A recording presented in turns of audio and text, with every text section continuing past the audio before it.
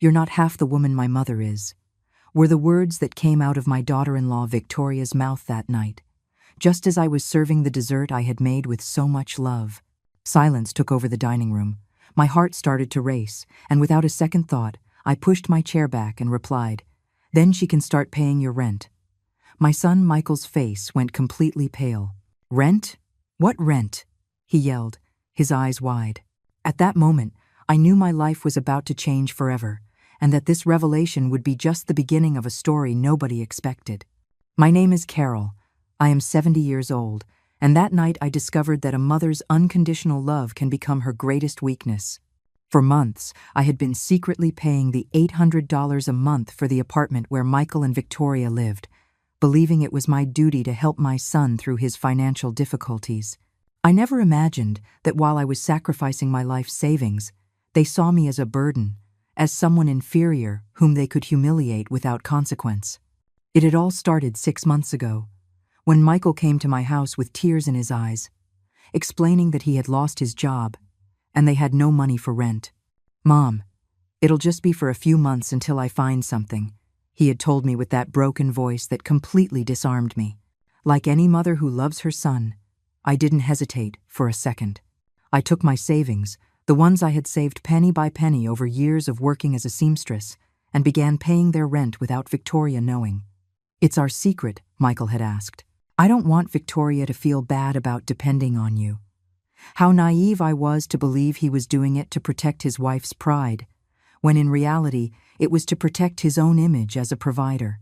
While I was counting every dollar to help them, they were living as if nothing had changed, going out to dinner, buying new clothes, planning vacations I knew they couldn't afford. The dinner that night had been special. I had spent the whole day cooking his favorite dish, a roast chicken with mushroom gravy, rice pilaf, and that vanilla cheesecake he had loved so much since he was a little boy. The table was perfectly set, with the crystal goblets I had inherited from my mother and the good silver I only used on special occasions. Victoria arrived in an elegant red dress and shoes that probably cost more than my monthly grocery bill. From the moment they walked in, I noticed something different in the air. Victoria kept that forced smile I knew so well, the one she used when she was planning something unpleasant. Michael seemed nervous, avoiding my gaze, constantly fidgeting with his phone. During dinner, the conversation was tense. Victoria criticized everything: the temperature of the food, the decor of my house, even the scent of the air freshener I had put in the living room. "Carol, don't you think it's time you updated this place a little?" she had commented with that dismissive tone that bothered me so much. My mother's house is so much more modern. She has that minimalist furniture that's in style now. I smiled tightly, trying to keep the peace, but inside I could feel the irritation starting to build. I had lived in that house for 30 years. Every object held a memory. Every corner told a story of my life. When it was time for dessert, I thought we could finally enjoy a pleasant moment.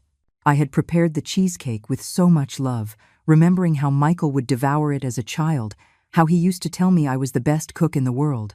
But instead of gratitude, what I received were those words that stabbed into my soul like thorns. "You're not half the woman my mother is." The impact of those words was like a slap across the face. I froze, the dessert spoon suspended in the air, feeling all the emotions welling up in my throat.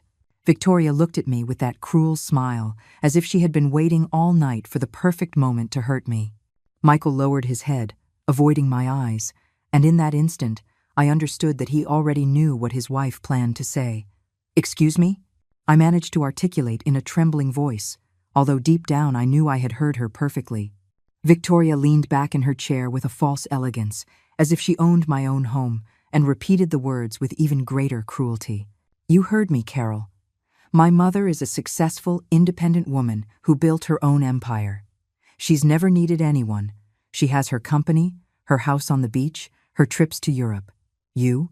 Well, all you know is how to cook and sew." Every word was like a hammer blow to my heart. I thought of all the years I had worked from 5 in the morning until 11 at night, sewing prom dresses, altering wedding suits, embroidering tablecloths for other people's weddings, while I never had the chance to plan my own. I remembered the sleepless nights when Michael was little and had a fever, how I sold my few pieces of jewelry to pay for his college education, how I worked double shifts so he could have everything he needed. "Victoria, please," Michael murmured weakly, but without enough force to truly defend me. Those 2 words were worse than silence because they confirmed that he agreed with his wife, that he had participated in this planned humiliation.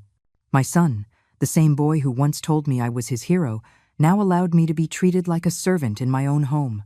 "No, Michael, let me finish," Victoria continued with that high-pitched voice she used when she wanted to sound superior.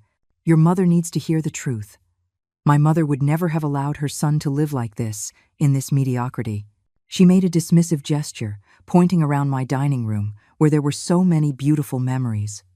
She would have helped us get something better, not kept us in poverty with her false kindness. It was at that moment that something inside me broke. It wasn't just the injustice of her words, but the absolute ingratitude of someone who had been living off my generosity without even knowing it. For 6 months, I had been the one paying for the roof over their haughty heads, the one who went without my arthritis medicine to make sure they had a comfortable place to live. I rose slowly from my chair, feeling the adrenaline course through my 70-year-old veins with a force I hadn't felt in years. "All right, Victoria," I said with a calm that surprised even myself. "If your mother is so superior, if she's so much better a woman than I am, then I think it's time she took on the responsibilities that such a successful woman should have." Michael looked at me, confused, but Victoria continued with that smug smile, as if she had won a battle. "Exactly, Carol. I'm glad you finally understand your place in this family." "Oh, I understand my place perfectly," I replied, feeling my voice grow firmer with each word. "And my place does not include continuing to pay the $800 a month for your apartment at 420 Maple Avenue, apartment 3B. The silence that followed was so profound I could hear the ticking of the kitchen clock. Michael shot to his feet so abruptly he knocked over his water glass. "What rent?" he yelled, his eyes wide, looking at me as if I had spoken in an alien language. "What are you talking about, Mom?" Victoria had completely lost her arrogant smile and was now looking at me with a mixture of terror and confusion that gave me immense satisfaction. "The rent I've been paying faithfully every month since February," I continued, savoring every second of their bewilderment.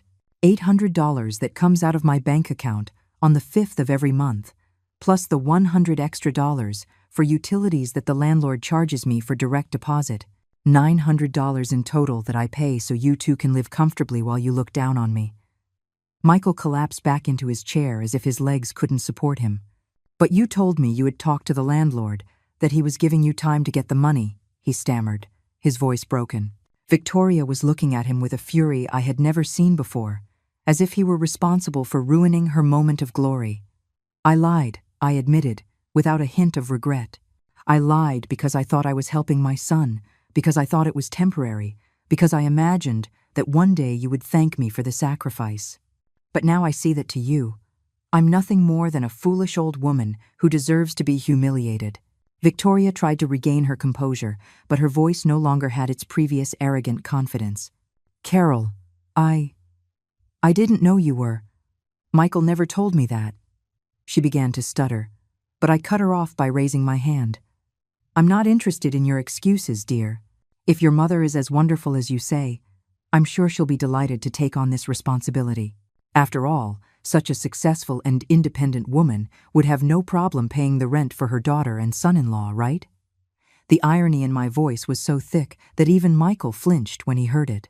The atmosphere in the dining room had become so tense it felt like the air itself had thickened. Victoria looked back and forth between Michael and me, as if she were rapidly calculating all the implications of what she had just discovered. Michael's hands were trembling, and he had started to sweat visibly. "Mom, why didn't you tell me the truth?" he finally asked, his voice broken. "Why did you let me believe you had worked out a deal with the landlord?" Michael's question echoed in the dining room like a painful cry. I looked at him intently, seeing in his eyes that mix of confusion and betrayal that broke my soul, but also feeling a rage that had been bottled up for far too long. "Why did I lie?" I repeated slowly, letting each word hang in the thick air of the room. "I lied to you because you're my son, Michael. Because when you came to my house, crying, telling me you had lost everything, that you didn't even have money to buy food, I couldn't just stand by and watch the boy I raised, the man I love more than my own life, Suffer.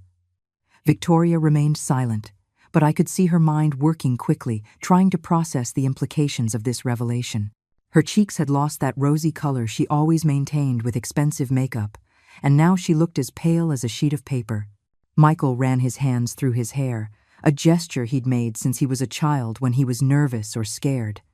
I lied, I continued, my voice growing steadier, because I thought it was temporary, because I believed that when you got back on your feet financially, when you found a stable job, you would thank me. I never imagined that while I was depriving myself of medicine for my arthritis, while I stopped buying meat to save those $900 a month, you two were planning how to humiliate me in my own home. Michael tried to interrupt, but I raised my hand to silence him. No, now you're going to listen to me, Michael. For 6 months, I've been eating rice and eggs for dinner. I've been wearing the same pair of worn-out shoes because I didn't have the money to buy new ones. Do you know what I did last week?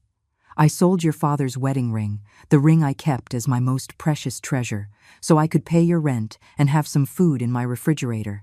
Tears began to well up in my eyes, but they were tears of rage, not sadness. I sold the only physical memory I had of my husband, of the man who loved me for 30 years, to support a couple who considers me inferior, mediocre, unworthy of respect. Victoria finally found her voice, though it now sounded small and shaky. Carol, I didn't know. Michael never told me you were paying, but I cut her off with a look that could have melted steel. Of course you didn't know, dear. Because your husband preferred to lie to you too. He preferred for you to believe he had gotten the money on his own rather than admit he was depending on his mediocre mother. The word mediocre I pronounced with so much venom that Victoria visibly flinched. Michael finally exploded. Mom, I never wanted it to be like this. You insisted on helping me. I didn't ask you to sacrifice so much. His voice sounded desperate, like a child caught in a lie. But his words only fueled my fury more. I insisted? I shouted, finally losing my composure. You came to my house sobbing like a 5-year-old. You told me you didn't even have enough for bread, that Victoria was crying every night from the shame of not being able to pay the bills. What kind of mother would I have been if I had closed my door on you? The silence that followed was devastating. Michael looked at Victoria with a reproachful expression that she returned with equal intensity. It was clear there were secrets and lies all around, that neither of them had been completely honest with the other.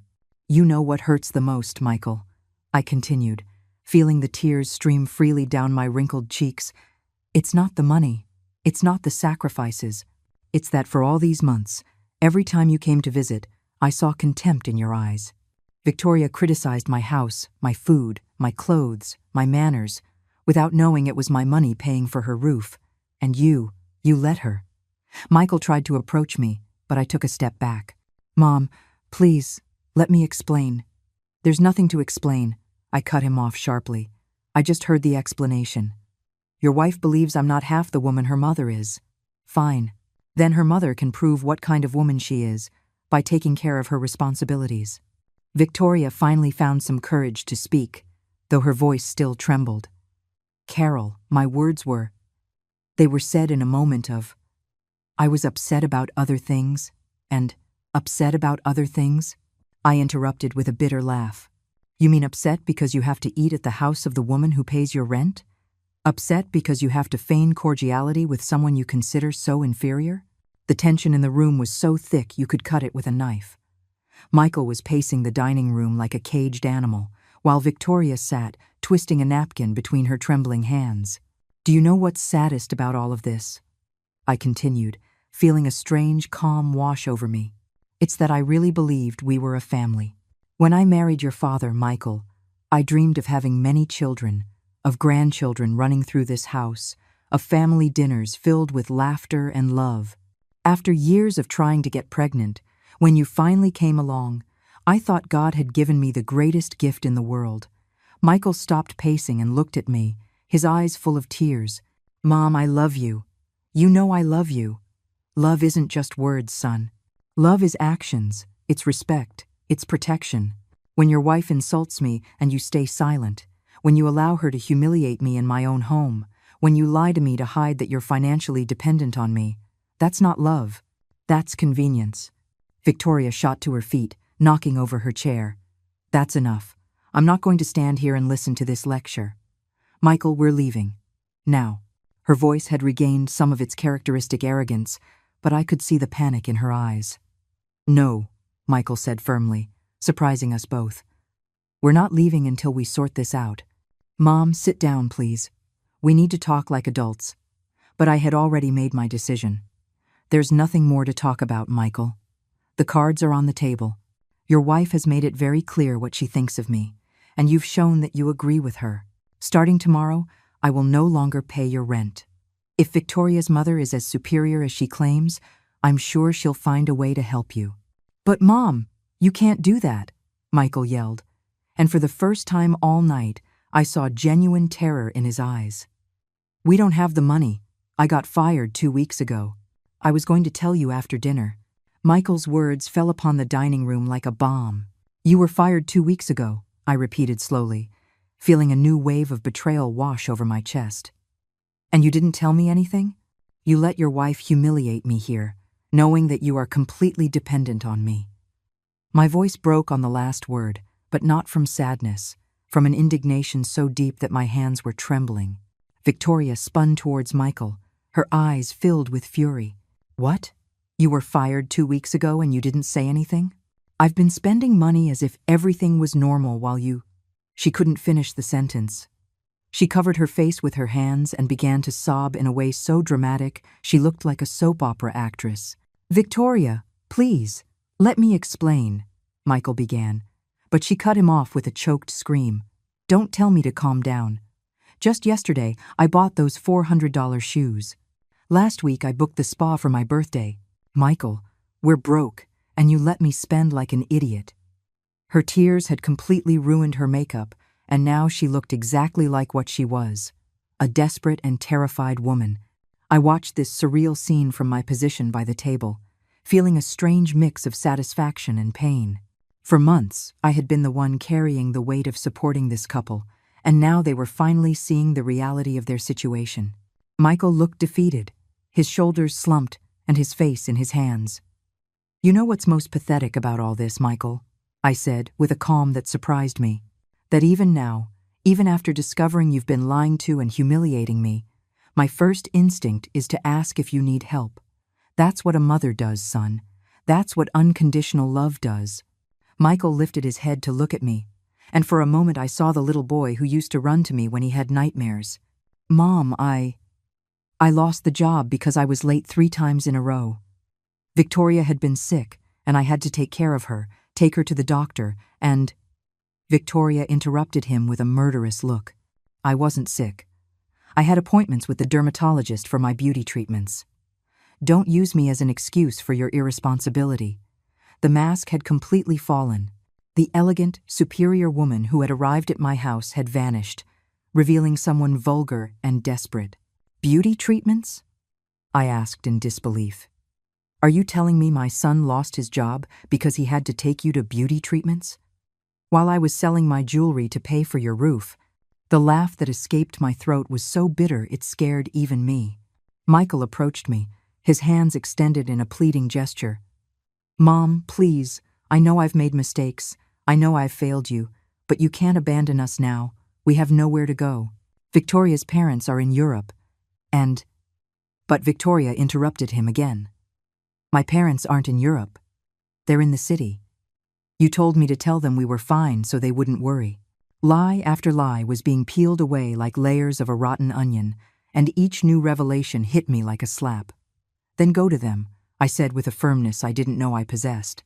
Go to Victoria's parents, to that modern house with minimalist furniture and the successful, independent mother.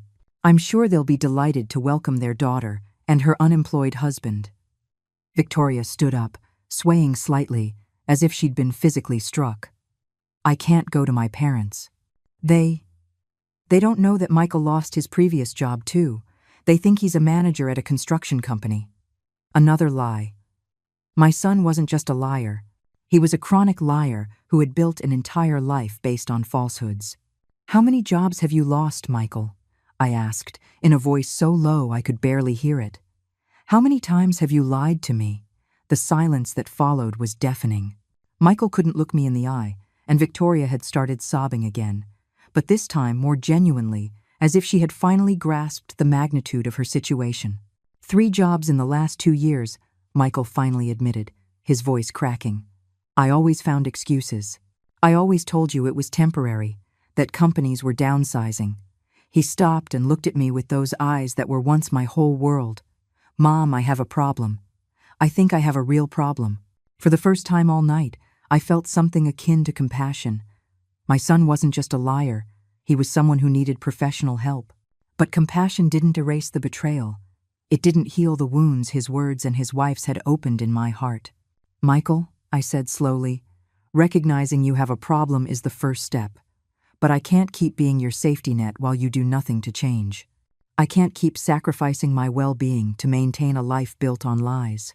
Victoria stood up abruptly, wiping her tears with the sleeve of her red dress. This is ridiculous.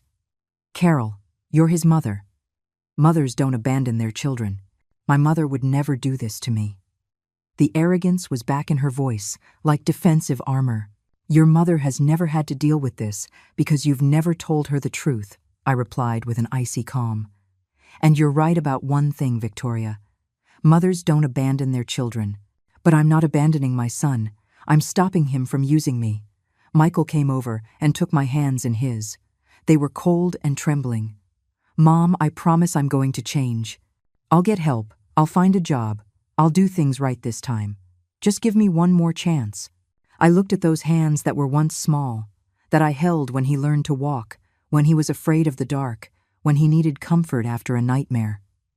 Michael, how many last chances have I given you? How many times have you made me the same promise? He couldn't answer, because we both knew the answer. I had lost count of the times we'd had this same conversation, of the broken promises, of the crushed hopes. The lease is up next month, I announced, gently pulling my hands from his. You have 30 days to find a solution. After that, I will no longer be responsible for your housing. Victoria stormed towards the door. Let's go, Michael. I'm not going to stay here and be humiliated by a woman who doesn't understand what family means. But Michael didn't move. Victoria, you go if you want. I need to talk to my mother. His voice had a firmness I hadn't heard in years. And for a moment, just for a moment, I saw a flash of the man he could have been. Victoria stopped dead in her tracks when she heard Michael's words. She turned slowly, and the expression on her face was a mixture of disbelief and pure fury. Are you asking me to leave? Me? After everything I've sacrificed for this marriage? Her voice had become high-pitched, almost hysterical, and she gestured with her hands as if conducting an invisible orchestra. Victoria, please, I need to fix this with my mom. Too much has happened tonight and… Michael tried to explain, but she cut him off with a scream that probably woke up the entire block. No, I'm not going anywhere. If you're going to grovel like a dog in front of your mother, you're going to do it with me present. She crossed her arms and planted herself firmly in the center of my dining room, like a statue of stubbornness. Besides, this conversation directly affects me. If she stops paying our rent, where are we going to live? A homeless shelter? I watched this scene with a mixture of fascination and horror. In a single night, I had seen the perfect facade this couple had built crumble, revealing the lies they had been weaving for months. It was like watching a car crash in slow motion, terrible, but impossible to look away. Victoria, I finally said, I think you've said enough for one night. You've made it very clear what you think of me, and I've been equally clear about what I think of you two. There isn't much more to discuss. Yes, there is plenty more to discuss, she shouted, her face turning as red as her dress. You can't just ruin our lives because you were offended by a comment. Families forgive each other. Families support each other. The hypocrisy of her words hit me like a slap. Families support each other? I repeated slowly. You mean how you've supported me tonight? Or how Michael has supported me by lying about his employment situation? Or maybe you mean how you've supported me by letting me sacrifice my savings while you live as if nothing happened? Michael sat down heavily in one of the dining chairs, his head in his hands. Mom, I know we've made terrible mistakes. I know we've hurt you in unforgivable ways. But if you turn your back on us now, we literally have nowhere to go. That's not my problem, I replied, and the words came out of my mouth with a hardness that surprised even me. For 70 years, I've been taking care of others. I took care of my parents until they died. I took care of your father during his illness. I've taken care of you since the day you were born. Do you know when the last time was that someone took care of me? When was the last time someone worried about my well-being? The silence that followed was deep and painful. Michael lifted his head and looked at me with an expression I hadn't seen since he was a little boy, that mix of guilt and understanding that appeared when he finally understood he had done something very wrong. Never, he admitted, his voice barely audible. I've never worried about taking care of you. I always just assumed you'd be there, that you'd always be okay, that you'd always have the strength to solve everyone's problems. Victoria seemed to be losing patience with this emotional conversation. Enough with the melodrama. Carol, you're the mother. It's your responsibility to help your son. You can't just decide you don't want to be a mother anymore. Those words were the last straw. I walked up to Victoria until I was just inches from her face, and when I spoke, my voice was so low and threatening that she instinctively recoiled. Don't you ever tell me what kind of mother I should be. I have been a mother for 35 years. I have sacrificed my youth, my dreams, my opportunities, my money, my health, everything for my son. What have you sacrificed? Your beauty treatments? Your $400 shoes? Victoria tried to answer, but I continued without giving her a chance. Being a mother doesn't mean being a bottomless ATM. Being a mother doesn't mean accepting humiliation and disrespect. Being a mother means teaching your children to be responsible, independent, respectful people. And in that, clearly, I have failed. Michael shot to his feet, knocking over his chair. Don't say that. You've been a wonderful mother. I'm the problem. I'm the one who failed. Yes, Michael, you have failed. But I have also failed by letting this go on for so long, by allowing you to become a man who lies to his wife, who lies to his mother, who allows the woman who raised him to be humiliated. Tears streamed down my cheeks, but my voice remained steady. Victoria had started pacing the dining room like a caged animal. This is a nightmare. This is a damn nightmare. Mothers-in-law are supposed to help their daughters-in-law. We're supposed to be a family. Family? I interrupted with a bitter laugh. When have you treated me like family, Victoria? When have you shown me respect, affection, consideration? From the day you met Michael, you've treated me like an obstacle, like an annoyance you have to tolerate to keep your husband happy. That's not true, she protested, but her voice lacked conviction. It's not true? I asked, crossing my arms. Remember last Christmas, when you suggested it was better for you to spend the holidays alone because I didn't understand modern traditions? Remember when I offered to cook for your anniversary and you said you'd prefer something more sophisticated? Remember when you criticized me for wearing my favorite purple dress because women my age should wear more discreet colors? Each example I listed was like a small stab, and I could see Michael cringe with each memory. He had been present on all those occasions, had heard every hurtful comment, and had never said a word in my defense. Victoria, I continued, you never wanted to be part of this family. You wanted this family to disappear so you could have Michael all to yourself. Well, congratulations. It looks like you're going to get exactly what you wanted. Michael approached me, his eyes filled with tears. Mom, please, give me a chance to fix this. I'll talk to Victoria. I'll get professional help. I'll find a job. I just need time. Time? I repeated softly. Michael, I've given you 35 years of time. I've given you chance after chance after chance. How much more time do you need to become the man you were supposed to be? Victoria had stopped pacing and was now watching us with a calculating expression. I could see her mind working, trying to find a new strategy, a new way to manipulate the situation to her advantage. Fine, she finally said with a strangely calm voice. If that's what you want, Carol, perfect. But don't come crying to us when you realize you've lost your only son forever. When you're all alone in this old house, surrounded by your musty memories, remembering that you had a family and you threw them out onto the street because of your stupid pride. Her words were designed to hurt me, to make me feel guilty, to break my resolve. And for a moment, they almost worked. The image of being alone in this house, with no visitors, no phone calls, no one needing me, was terrifying. Victoria's words echoed in the dining room like a curse, designed precisely to attack my greatest fear, loneliness. For a moment, the picture she painted took hold of my mind. I saw myself in this empty house, without the laughter of grandchildren who never came, without Sunday phone calls, without anyone to remember my birthday. The silence stretched between us like a sticky web, and I could feel Michael watching me, waiting for my resolve to crumble. But then, something extraordinary happened. Instead of feeling panic or despair, I felt a deep, liberating calm. "You know what, Victoria?" I said slowly, savoring each word. "I would rather be alone and at peace than accompanied and humiliated. I prefer my musty memories of a happy marriage and years of honest work over creating new memories of lies and disrespect." Victoria blinked several times, as if she hadn't expected that response.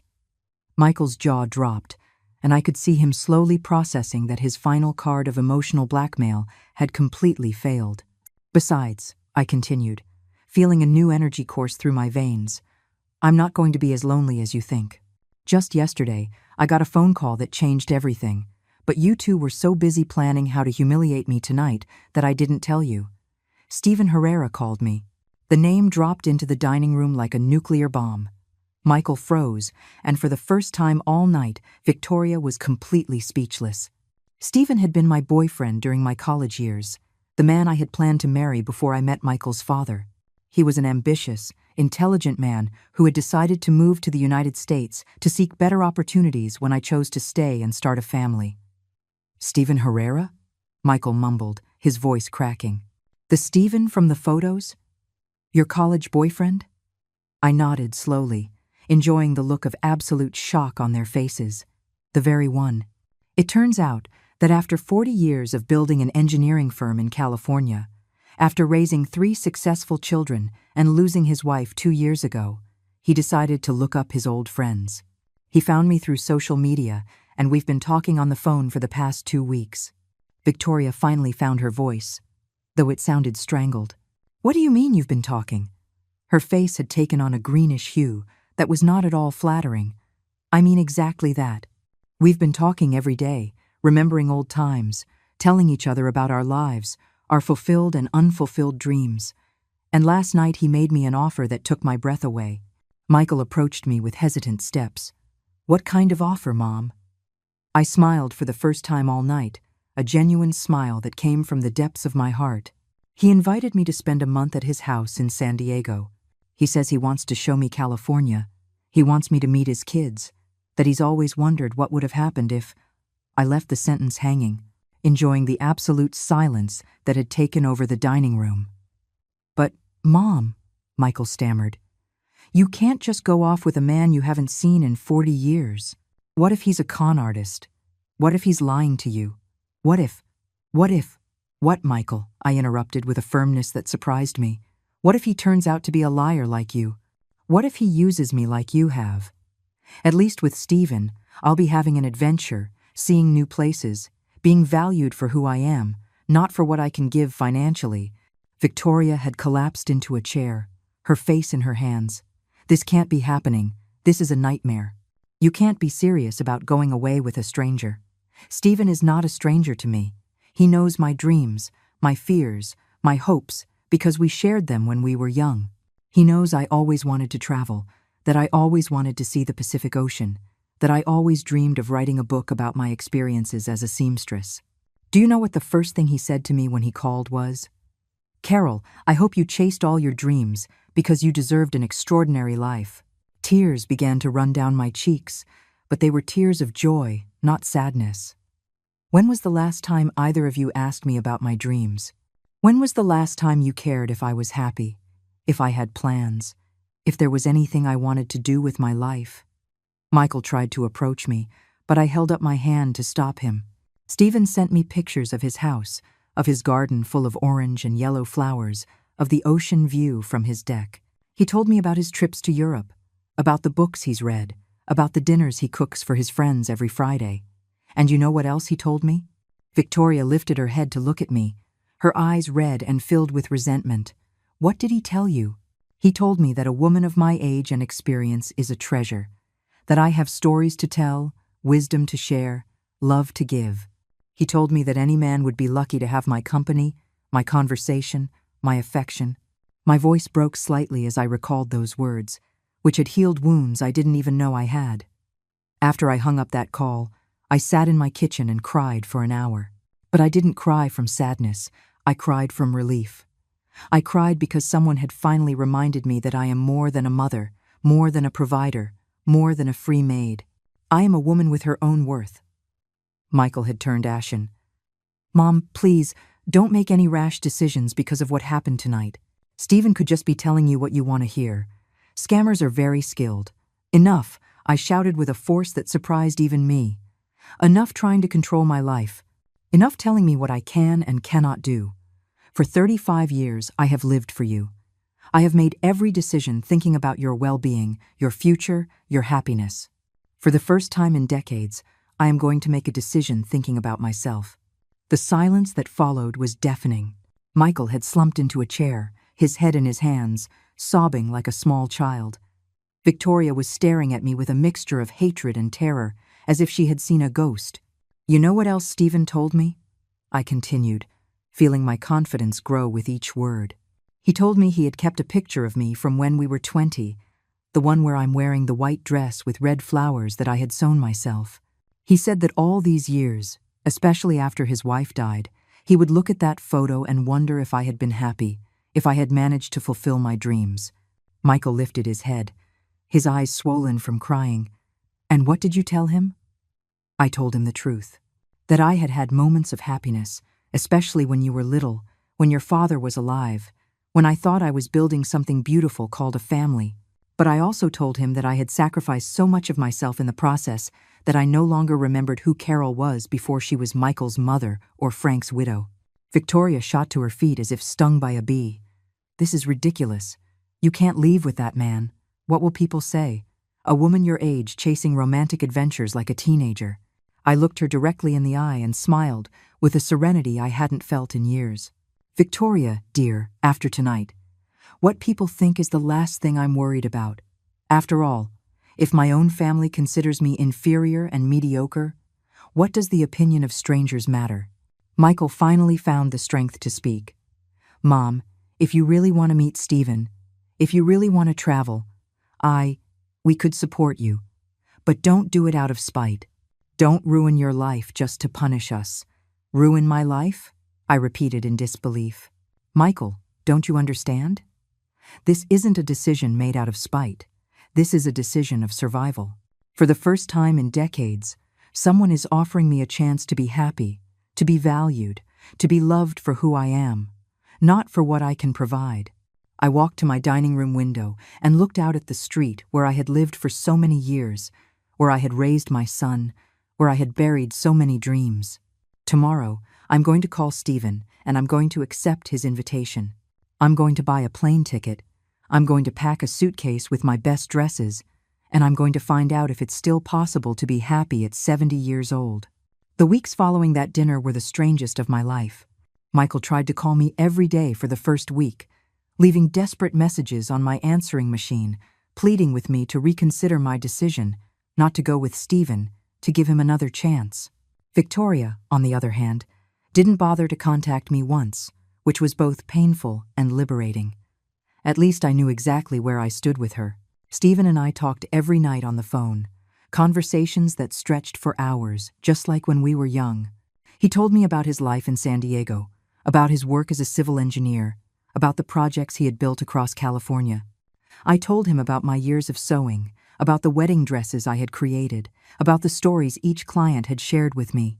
It was strange and wonderful to feel interesting again, to feel that someone valued my experiences and my memories. "Carol," he had said during one of our late-night calls, "I've thought about you for 40 years. When I married Margaret, when my kids were born, when I built my company, there was always a part of me that wondered what would have happened if I had been brave enough to ask you to come with me to America." His words filled me with a warmth I hadn't felt in decades. "Stephen, I thought about you many times too, especially when things got tough, when his father was sick, when Michael started having problems. I wondered what my life would have been like if I had gotten on that plane with you. Well, he had replied with that deep laugh I remembered perfectly. It's never too late to find out, is it? The plane ticket sat on my nightstand, real and tangible like a promise of freedom. Departure, March 15th. Destination, San Diego, California. Stephen had insisted on paying for the ticket, but I had refused his offer.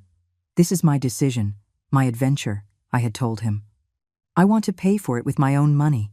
The money I had saved for months by skimping on medicine and decent food, money I would now use for something that would make me happy for the first time in years. 3 days before my trip, Michael showed up at my door. He looked terrible gaunt, with deep dark circles under his eyes, his clothes wrinkled as if he'd slept in them. "Mom, please, we need to talk," he said in a broken voice that broke my heart despite everything that had happened. I let him in but kept my emotional distance.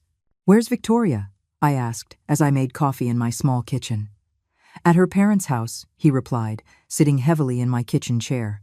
"She left a week ago. Says she can't be with me if I don't have a job, if I can't keep her in the lifestyle she deserves." He laughed bitterly. "Turns out her superior mother isn't so superior when it comes to helping out financially. They told her to figure it out on her own." I felt a pang of satisfaction that wasn't particularly noble, but one I couldn't help. "And what are you going to do now?" "I've been desperately looking for a job.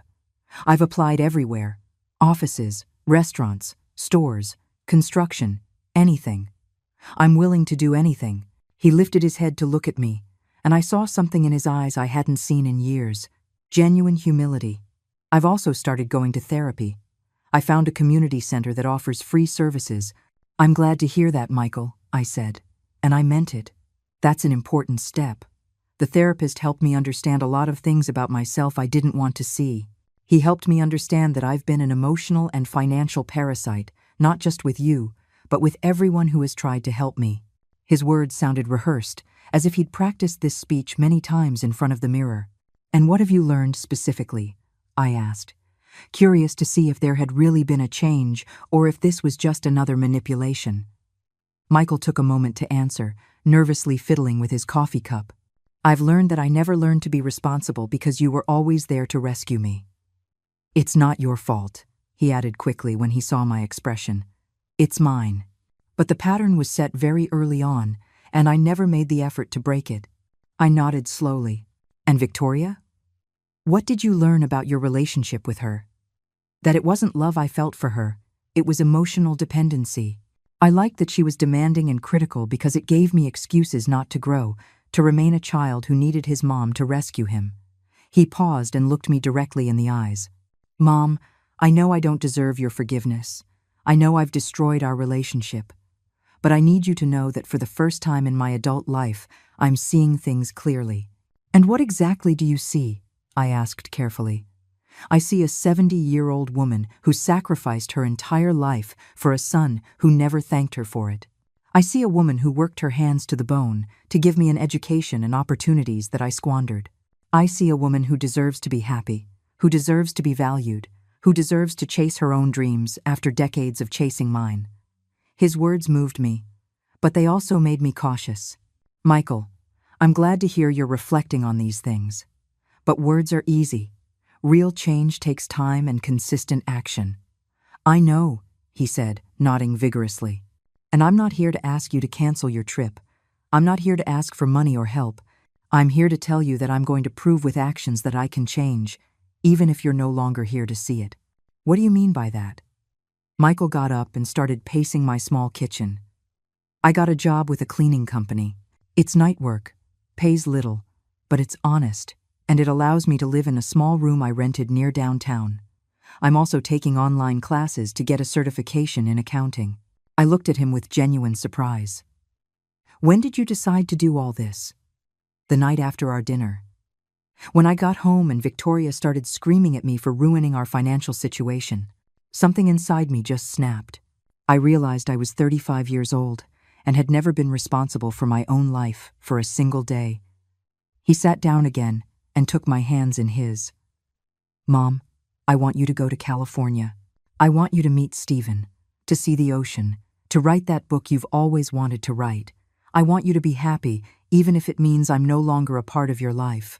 For the first time since the night of the dinner, I felt like I was talking to my real son, not the manipulative, dependent version I had known for so many years. Michael, you will always be a part of my life. You are my son, and you always will be. But you need to understand that our relationship can't stay the same. I understand completely, he said firmly. And I want you to know that I'm going to work on becoming the kind of son you can be proud of, even if it takes years, even if by then it's too late to repair our relationship. We sat in silence for several minutes, each lost in our own thoughts. Finally, Michael spoke again. Would you tell me about Stephen? What was he like when you were young? An involuntary smile spread across my face. He was brilliant, ambitious, gentle. He had this way of making me feel like the most interesting woman in the world. When we talked, he would focus completely on me, as if my words were the most important thing he had ever heard. Why didn't you go with him when he left for the States? Because I was scared, I admitted. Scared of leaving everything I knew, scared of failing, scared of not being good enough for him. And then I met your father, and he represented security, stability, a predictable life. I paused.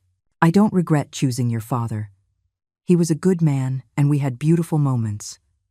But now, I have a second chance to find out what would have happened if I had been braver. Michael nodded slowly. Do you think Stephen has really thought about you all these years? Or do you think he's idealizing the past?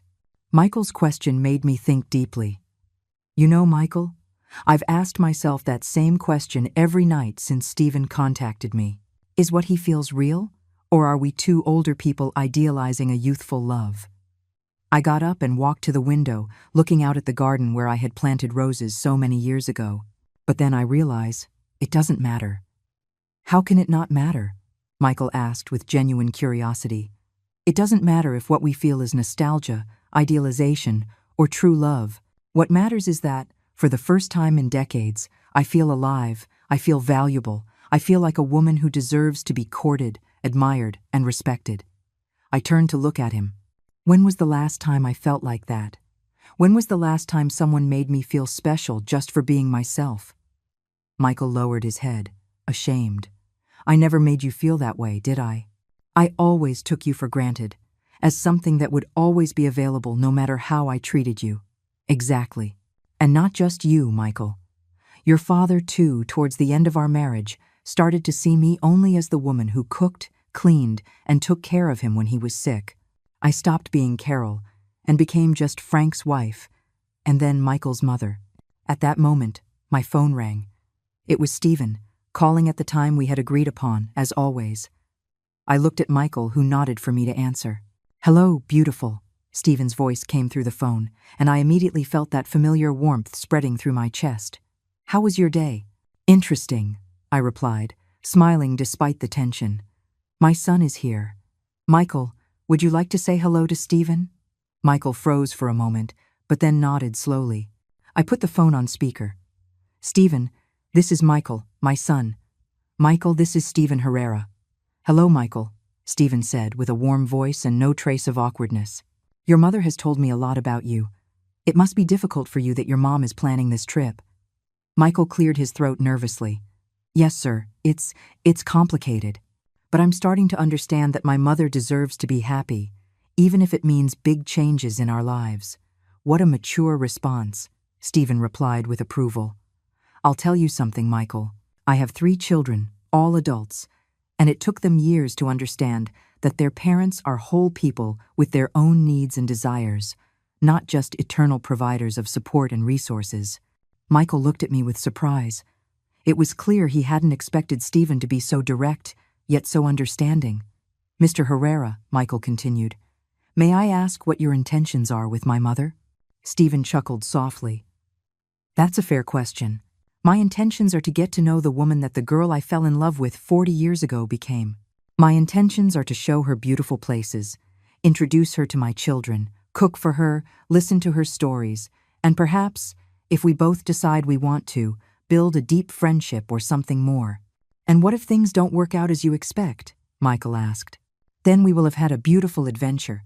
We will have closed a chapter that was left open for decades, and your mother will have had a well-deserved vacation in California. There's no pressure, Michael. No unrealistic expectations. Just two older people giving themselves a chance to rediscover joy. Michael visibly relaxed. Thank you for being so honest, sir. Call me Stephen, please. And now, if you'll excuse me, I'd like to speak with your mother alone for a moment. Michael nodded and went into the living room, giving me privacy for my phone call. How do you feel after talking to him? I asked Stephen once we were alone. I feel good. He seems to be a young man going through a period of growth. That speaks well of how you raised him, Carol. Children who never face difficulties never learn to be resilient. His words reassured me more than I expected. Stephen, are you sure you want to involve a woman with so much family drama in your quiet life? Carol, dear, we all have family drama at our age. One of my sons got divorced last year and moved back into my house with his two young children. My daughter is going through a midlife crisis and calls crying every Tuesday. My youngest son is battling a video game addiction that's affecting his marriage. He laughed softly. Family drama is part of life. The difference is how we handle it. And how do you handle it? With clear boundaries, with tough love, and by always remembering that my children are adults responsible for their own decisions and consequences. Something it seems you are learning to do as well. After hanging up with Stephen, Michael and I continued talking late into the night. He told me more details about his therapy, about how he was learning to identify behavioral patterns he had repeated for years without realizing it. Do you know what was the hardest thing to accept in therapy? He asked me as we drank a second cup of coffee. What's that? That it wasn't just that I was lazy or immature. It was that I had developed an emotional addiction to being rescued. Every time someone solved a problem for me, every time they gave me money or got me out of a jam, I felt a kind of euphoric relief. It was like a drug. His words struck me deeply. And how are you supposed to break that addiction? By facing the consequences of my actions without seeking a rescue. When I lost the last job, my first instinct was to come running to you with a sad story. But this time, instead, I slept in my car for 3 days until I got the cleaning job. You slept in your car? I asked with automatic motherly concern. Yes. And it was one of the most important experiences of my life. For the first time, I truly understood what it means to not have a safety net, what it means for my actions to have real consequences. He looked me directly in the eyes. Mom, during those 3 nights, I thought a lot about you. I thought about all the times you had to choose between your needs and mine, and you had always chosen mine. That's what mothers do, Michael. No, Mom. That's what mothers who haven't learned to set healthy boundaries do. And that's what sons who have never learned to be responsible adults do. He leaned forward.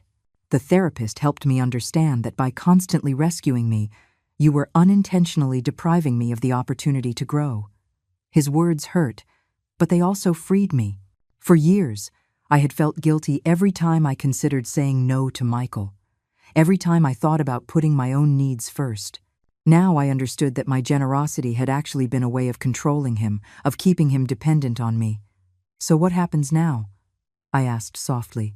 Now I'm going to prove, first to myself and then to you, that I can be a responsible adult. I'm going to pay my own bills, make my own decisions, face my own problems. And when you come back from California, if you decide to come back, I'm going to be a son you can be proud of. And if I decide to stay in California? Michael smiled, and for the first time in years, I saw genuine joy in his smile instead of manipulation. Then I'm going to be happy for you. I'll visit when I can. I'll call you every week, and I'll live my own life knowing that my mother is finally living hers. The day of my departure dawned with a clear sky and a gentle breeze that seemed to whisper promises of adventures to come. Michael arrived early to take me to the airport, and for the first time in years, there was no tension between us. He had brought flowers, a small bouquet of white daisies he knew were my favorite, and a sealed letter. Don't open it until you're on the plane, he said with a shy smile. It's something I needed to tell you, but it's easier for me to write than to say. During the drive to the airport, we talked about everyday things, the weather, the news, his plans for the week. It was a normal conversation between a mother and son, something we hadn't had in years. There were no pleas, no drama, no attempts at emotional manipulation. Just a quiet conversation between two adults who love each other but finally understand healthy boundaries. Mom, he said when we got to the airport, I want you to know that no matter what happens in California, this was already worth it. What do you mean? Seeing you like this, seeing you excited, nervous, happy. I haven't seen you shine like this in years. He helped me get my suitcase out of the car, a suitcase I had carefully packed with my best dresses, including a new coral pink one I had bought especially for this trip. At the airport, Michael walked me to the security gate. When it was time to say goodbye, we hugged with an intensity we hadn't shared since he was a little boy. "I love you, Mom," he whispered in my ear. "Have fun, fall in love, be happy. You deserve it more than anyone in the world. I love you too, son, and I'm proud of the man you're becoming." Once on the plane, I opened Michael's letter with trembling hands. His handwriting, which had always been sloppy, looked more mature, more careful. "Mom, these past few days I've been thinking about all the times you were heroic without me even noticing. When you worked double shifts to pay for my school books. When you sold your new sewing machine to buy me a bicycle. When you pretended not to be hungry so I could have more to eat. When you stayed up all night taking care of me when I was sick. All those moments of silent love that I took for granted. Now I understand that being a mother doesn't mean sacrificing yourself until you disappear. It means loving enough to teach independence. It means being brave enough to let go when it's time. Thank you for finally loving me enough to let me grow. Fly high, Mom, literally and figuratively. With all my love and respect, Michael. P.S. Stephen is lucky to know the most extraordinary woman in the world. Tears streamed down my cheeks as I put the letter in my purse. Through the airplane window, I could see the clouds stretching out infinitely, and for the first time in decades, I felt that my future was just as infinite. Stephen was waiting for me at the San Diego airport with a bouquet of yellow roses and a smile I recognized immediately, even though it had more wrinkles and his hair was completely white. When he saw me, his face lit up with the same joy I remembered from our college days. "Carol," he said as we hugged, "you're even more beautiful than I remembered." The days that followed were like living in a dream. Stephen took me to see the Pacific coast, where for the first time in my life, I saw the ocean stretching to the horizon. He introduced me to his children, who welcomed me with a genuine warmth that moved me deeply. His youngest daughter, Carmen, told me, "Dad hasn't smiled like this since Mom died. Thank you for bringing the joy back to him." Stephen cooked for me every night. Elaborate dinners we savored on his deck while watching the sunset. We talked for hours about our lives, our fulfilled and unfulfilled dreams, our fears and hopes. It was as if the 40 years that had passed vanished when we were together. "Do you know what I like most about being with you?" he asked one night as we walked along the beach. "What's that?" "That when I'm with you, I'm not Margaret's widower. I'm not the worried father of 3 adult children. I'm not the retired engineer. I'm just Stephen, the man who fell in love with a brilliant girl 40 years ago and never forgot her." His words reached my soul because they expressed exactly how I felt. With him, I wasn't Michael's long-suffering mother. I wasn't Frank's widow. I wasn't the tired seamstress. I was just Carol, a woman with stories to tell, dreams to chase, and love to give. At the end of my month in California, Stephen made me a proposal that changed my perspective on what was possible at 70. "Carol, I don't want this to end. I know it's crazy. I know we're just getting to know each other again after so many years, but I want you to consider moving to California. Not to get married right away, not to live together if you don't want to, but to give ourselves the chance to build something beautiful in this stage of our lives." My first instinct was to think of all the reasons why it was impossible. My house, my few friends, my life back home. But then I thought of Michael, of his letter, of his words about flying high. I thought of Victoria, who had likely never respected me. I thought of all the years I had lived for others, postponing my own dreams. "And what if things don't work out?" I asked. "Then we'll have had a beautiful adventure. But, Carol, what if they do? What if after a lifetime of putting others first, you finally get the chance to be completely happy?" That night, I called Michael to tell him about Stephen's proposal. His response surprised me and filled me with pride. "Mom, are you happy with him?" "Happier than I've been in decades." "Does he treat you well? Does he respect you? Does he make you feel valued?" "Every day, then stay. Build the life you deserve. I'm going to be okay. In fact, I'll be better knowing that you're finally living for yourself." 6 months later, I was packing my most cherished belongings, preparing to move permanently to California. Michael helped me with the entire process, demonstrating a maturity and responsibility that filled me with hope for his future. "You know what's the most ironic part of all this?" he said as we packed family photos. "What's that?" "That by letting you go, I feel like I'm finally getting you back. Not as the mother who constantly rescues me, but as the extraordinary woman you always were, but who I never bothered to truly know." As I write this story from Stephen's deck, watching the Pacific Ocean and waiting for him to return from the market where he's gone to buy ingredients for the dinner we'll cook together, I reflect on everything that has changed. Michael is successfully building his own life. He got a promotion at work, moved into a better apartment, and is dating a woman who challenges him to be a better person instead of enabling his dependency. Victoria, he told me, married an older man who can support her lifestyle, which is probably for the best for everyone. And I finally learned that it's never too late to be happy. I learned that self-love isn't selfishness, but the foundation for loving others in a healthy way. I learned that a 70-year-old woman can have adventures, can fall in love, can start over. Stephen and I got married last month in a small ceremony on the beach, with his children and Michael as witnesses. Michael cried throughout the entire ceremony, but they were tears of joy. "I never thought I'd see my mother marry for love," he told me afterward. "I always assumed your marriage to Dad was just for convenience and family. Now, when I look back at that terrible night when Victoria humiliated me in my own home, I see it as the greatest gift I could have ever received, because it was that humiliation that finally woke me up, that showed me I deserved more, that gave me the courage to pursue the happiness I thought I had lost forever. And you? What would you do if life gave you a second chance to be completely happy? Would you have the courage to take it, no matter what others think? Because, believe me, it's never too late to start over." Arriving at my home after 2 weeks away, my daughter-in-law greeted me by shouting from the living room as if I were a stranger. "What is this witch doing here? Get out of my house now." Her words hit me harder than anything I had ever felt before. She was pointing her finger at me on my own property, in the house I bought with my own sweat, with my hands cracked from scrubbing other people's floors. I just slipped my bag off my shoulders, walked in with firm steps, and answered, looking her directly in the eyes, "This house is mine, not your personal dump." I showed her the way to the door. My son, Matthew, did not even try to stop me. He just stood there, his gaze lowered, like a coward. And in that moment, I knew that what was coming next, neither of them would ever forget. But to understand how I got to that point, I have to tell you who I am. My name is Margaret Adler, and I am 72 years old. All my life, I worked cleaning other people's houses, taking care of children who were not mine, ironing clothes for people who never even knew my last name. I never complained.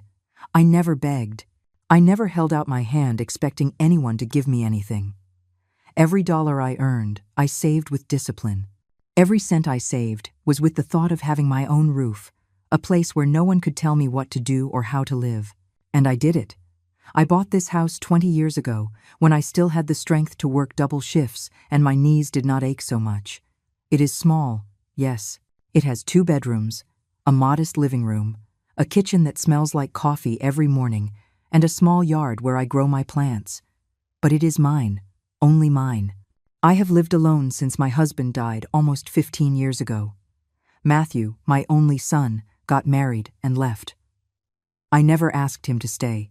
Children grow up and fly the coop. That is natural. But I always thought he would at least respect me, that he would remember everything I did for him. The nights I stayed up late, sewing clothes to sell so I could pay for his school. The times I ate less so he could eat more. The sacrifices a mother makes in silence, without expecting medals or applause. I lived peacefully. My routine was simple but dignified. I would get up early, make my coffee, water the plants, sweep the patio. Sometimes my friend Carol Peterson, a good woman who lives 3 houses down, would come over. We would sit in the kitchen drinking coffee and talking about life, about memories, about nothing and everything. She is one of those friends who does not judge, who does not criticize, who is just there when you need her. Carol is my age, maybe a year younger. She was widowed too, But she had better luck with her children. They visit her every week, take her to the grocery store, ask her how she is. I never felt envious of that. I just felt something like sadness when I saw how little Matthew cared about me. He would call once a month, if that. And when he did, it was just to ask if I was okay, but without really waiting for an answer. Everything changed when my sister Helen called me from another state. She was sick, very sick. She needed someone to take care of her because she could not move on her own. Her children lived far away, in another country, and could not come. So she called me. And of course, I went. Because that is what you do when family needs you. You drop everything and go. I told Matthew I would be gone for 2 weeks. He told me not to worry, that the house would be fine. I trusted him. I locked everything up, left the plants watered, said goodbye to Carol, and took the bus to the city where Helen lives. Those were 2 long weeks. My sister was suffering a lot. I slept little, cooked for her, bathed her, gave her medicine. I did not complain. It was my duty. But deep down, I missed my house. I missed my bed, my kitchen, my plants, the silence of my yard. I counted the days until I could return. And when the time finally came to go back, I felt happy. I took the bus back with a light heart, thinking about getting home, making a good pot of coffee, and resting in my armchair. I never imagined what was waiting for me. When I got off the bus and walked toward my street, something seemed strange.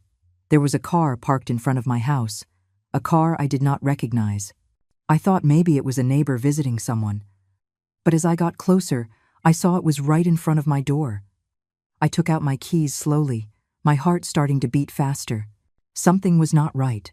I opened the door, and the first thing I felt was the smell. It was not the smell of my house. It was a sweet, cloying perfume that I did not use. The lights were on. There were shoes in the entryway, women's shoes that were not mine. I stood there, my bag hanging from my shoulder, trying to understand what was happening. I walked slowly toward the living room, and there he was, Matthew, my son, sitting in my armchair, watching television as if nothing was wrong. He turned around when he heard me come in and looked at me with an expression I could not decipher. It was not surprise. It was not joy. It was something like discomfort. "Mom," he said softly, "I was not expecting you today." "What do you mean you were not expecting me?" I replied. "I told you I was coming back today." "What is going on here, Matthew?" He did not answer. He just got up and scratched the back of his neck, nervous. And then I heard it. A woman's voice coming from my bedroom. My bedroom. The most sacred place in my house. The one space that had always been just mine. "Who is it, Matthew? Is that old hag gone yet?" I felt the floor move beneath my feet. I walked to my room and opened the door without knocking. And there she was, Jessica, my son's wife, sitting on my bed, with her clothes thrown over my sheets, her creams and perfumes on my dresser, her shoes under my window. She looked at me as if I were the intruder. "What is this witch doing here? Get out of my house now." Those were her words. Exact. And she yelled them at me, pointing her finger as if I were trash, as if I were nothing. I could not move for a few seconds. I just stood there in the doorway of my own bedroom, looking at this woman yelling at me as if I were a stranger. Jessica was lounging on my bed, her legs crossed, painting her nails a bright red color that was staining my white sheets. My sheets. The ones I had washed and hung in the sun before I left. "Did you hear me?" I said, "Get out of here. This is my house now." Her voice was sharp, full of venom. But what hurt me the most was not her words. It was seeing Matthew standing behind me, saying nothing, not defending me, not even trying to silence her. He just stared at the floor like a scolded child, his hands in his pockets. "Matthew," I said, without taking my eyes off her, "are you going to explain what this means?" He swallowed and cleared his throat. "Mom, it is just. We needed a place to stay. Just for a few days. The apartment where we were living. We had problems with the landlord. He asked us to leave. I thought since you were not here, we could stay here until we found something." "Until you found something?" I repeated slowly, feeling the anger start to rise from my stomach to my throat. "And it did not occur to you to call me? To ask me?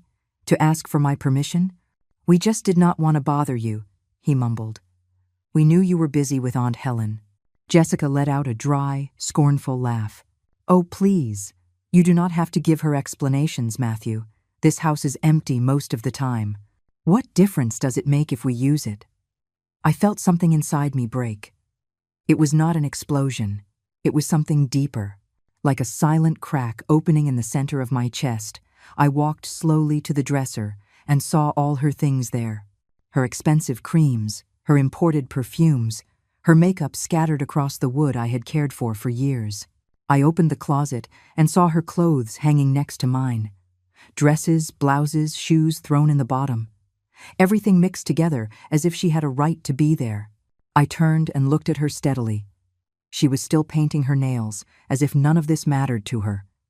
As if I did not exist. "This house is mine," I said, my voice firm but calm. "I bought it with my work, with my sweat, with years of sacrifice. And you have no right to be here without my permission." She looked up and stared at me with a mocking smile. "Oh, really? And what are you going to do? Kick me out? Please, lady, I am your son's wife. We are family. You should be happy to help us." I did not move. I just watched her in silence, feeling how each of her words stabbed into me like tiny needles. But I was not going to give her the satisfaction of seeing me cry. I was not going to shout. I was not going to beg her to leave, because I knew that in that moment, if I lost control, she would win. I took a deep breath and turned to Matthew. "I want you to get your things out of my bedroom. Right now." "Mom, please," he said in a weak voice. "Just let us stay a few more days." "I promise I will." "I do not care what you promise," I interrupted him. "I want you to get everything out of here. This is my house, and if you are going to stay, it will be under my rules. But my room is mine. No one sleeps there except me." Jessica got off the bed with a sharp movement. "Your rules? Who do you think you are? We are here because Matthew is your son. You have an obligation to help us." "I have no obligation to you," I replied, looking her straight in the eye. "And if you think I am going to let you disrespect me in my own house, you are very mistaken."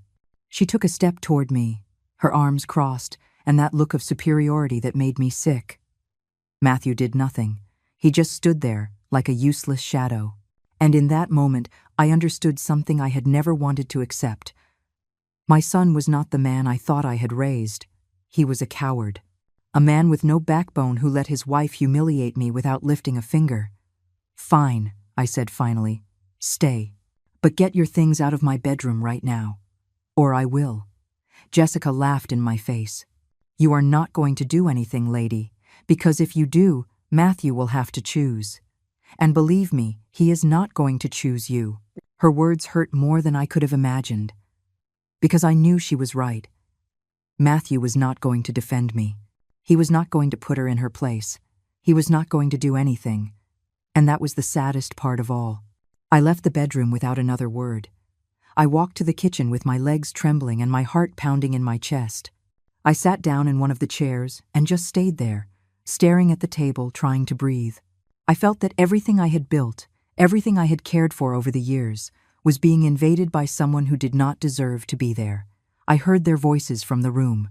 Jessica was yelling at Matthew, telling him I was a bitter old woman, that I had no right to treat her like that he had to put me in my place. And he said nothing. He just listened to her. He just obeyed like a dog.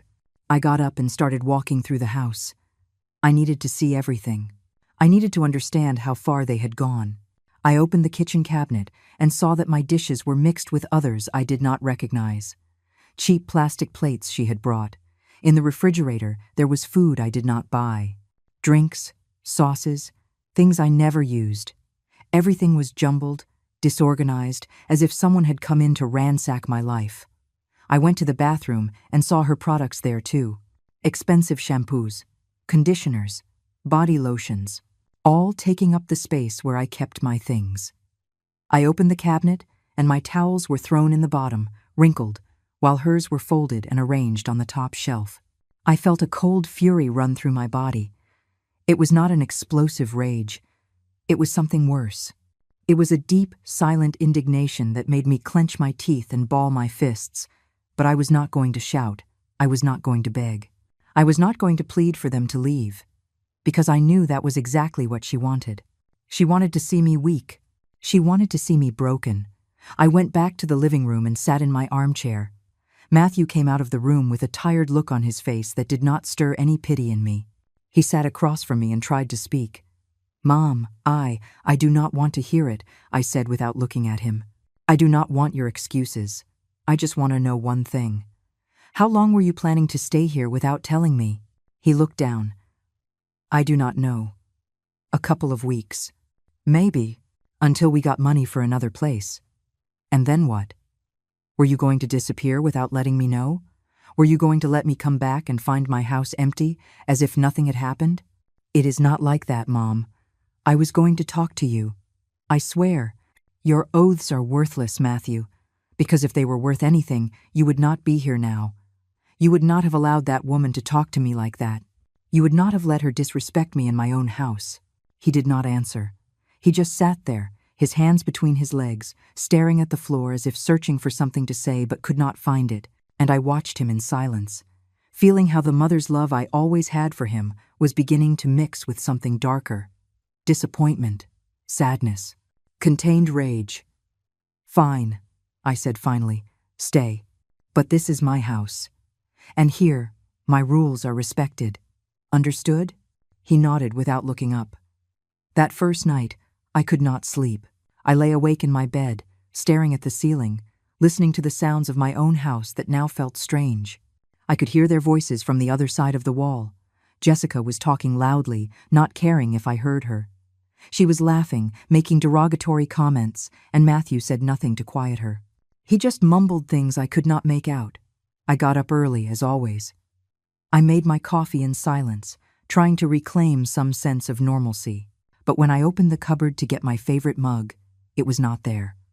I looked for it in the sink, in the drying rack, and found it thrown in the dishwasher, dirty, with lipstick stains on the rim. Jessica had used it. I felt something hot rise in my chest. It was not just a mug.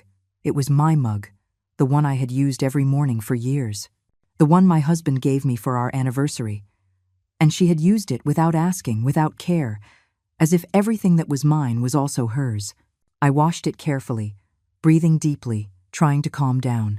But every second that passed, it became harder to control what I was feeling. I made my coffee and sat at the kitchen table, looking out the window at the yard. My plants were still there, but they looked neglected. No one had watered them in 2 weeks. The leaves were dry, some fallen on the dirt. I went out to the yard and began to water them one by one. It was the only thing that calmed me in that moment.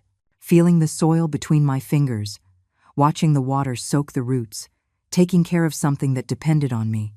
While I was doing it, I heard the door to their room open.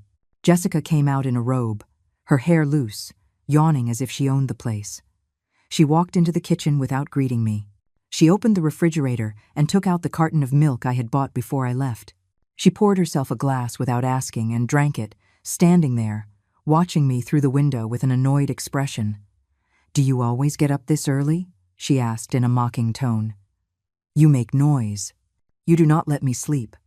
I did not answer her. I kept watering my plants, ignoring her, but she was not willing to leave me in peace. "Besides, this house is freezing. I do not know how you can live like this." "Matthew," she yelled toward the room, "you have to fix the heat. It is freezing in here." Matthew came out too, looking like he had just woken up, and went straight to the kitchen for coffee. He glanced at me but said nothing. He just prepared his mug and sat at the table, avoiding my gaze. I came in from the yard and sat across from him. Jessica remained standing by the sink, arms crossed, watching us as if waiting for me to do something she could use against me. "Matthew," I said calmly, "we need to talk." He nodded without looking up from his mug. "Yeah, Mom. How much money do you have saved to find another place?" He was quiet for a few seconds, stirring his coffee with the spoon unnecessarily. "Well, not much. We are a little tight right now." "How much?" I insisted. "I do not know. About $200. "Maybe," Jessica snorted. "And what are we going to do with that?"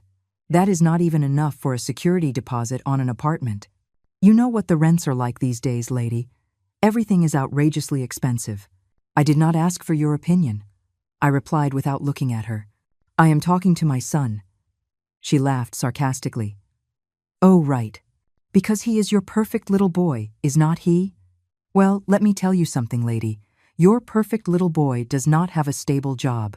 And if it were not for me, he would be sleeping on the street. I felt my blood boil, but I held back. I took a deep breath and looked at Matthew again. Is that true? You do not have a job? He shrugged. I lost the last one 2 months ago. I am looking, but it is not easy. Everyone wants experience in things I do not know how to do. And what have you been spending your time on these last 2 months? I asked in a firm voice. Looking for work. Mom, I swear, I have sent out resumes. I have been to interviews.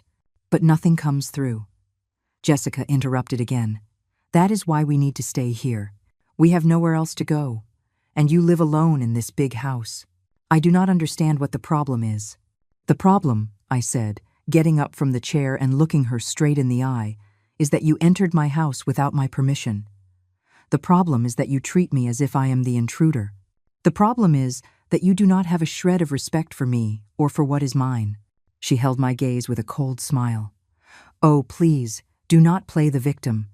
You should be grateful your son still remembers you. Because as unbearable as you are, I would not visit even if you paid me. Those words were like a punch to the gut. I looked at Matthew, waiting for him to say something, to shut her up, to defend me. But he just sat there, silent, staring at his coffee as if it were the most interesting thing in the world. And in that moment, I knew. I knew I would get no help from my own son. I knew he had chosen, and he had not chosen me. I turned and left the kitchen without another word. I went to my room and locked the door. I sat on the bed and stayed there, breathing slowly, feeling the tears wanting to come, but I did not let them. I was not going to cry. I was not going to give that woman the pleasure of seeing me broken. I took out my phone and called Carol. I needed to talk to someone. I needed someone to tell me I was not crazy, that I was not exaggerating. Margaret? She answered, her voice warm. Are you back? Yes, Carol, I am back. But I need you to come over. Please. What happened? She sounded worried. I cannot explain it over the phone. Just come. I need you. She did not ask any more questions. She told me she would be at my house in half an hour, and she hung up. I sat on the bed, staring at the locked door, listening to the voices of Matthew and Jessica in the living room. She was still talking loudly, complaining about everything, that the house was old, that the furniture was ugly, that the bathroom needed remodeling, and Matthew said nothing. He just listened. I felt a sadness so deep I could barely breathe. Was this how it was all going to end? After everything I had worked for, everything I had sacrificed for my son, this was how he was going to repay me? By letting his wife humiliate me in my own house? When the doorbell rang, I got up quickly and went to open it. It was Carol.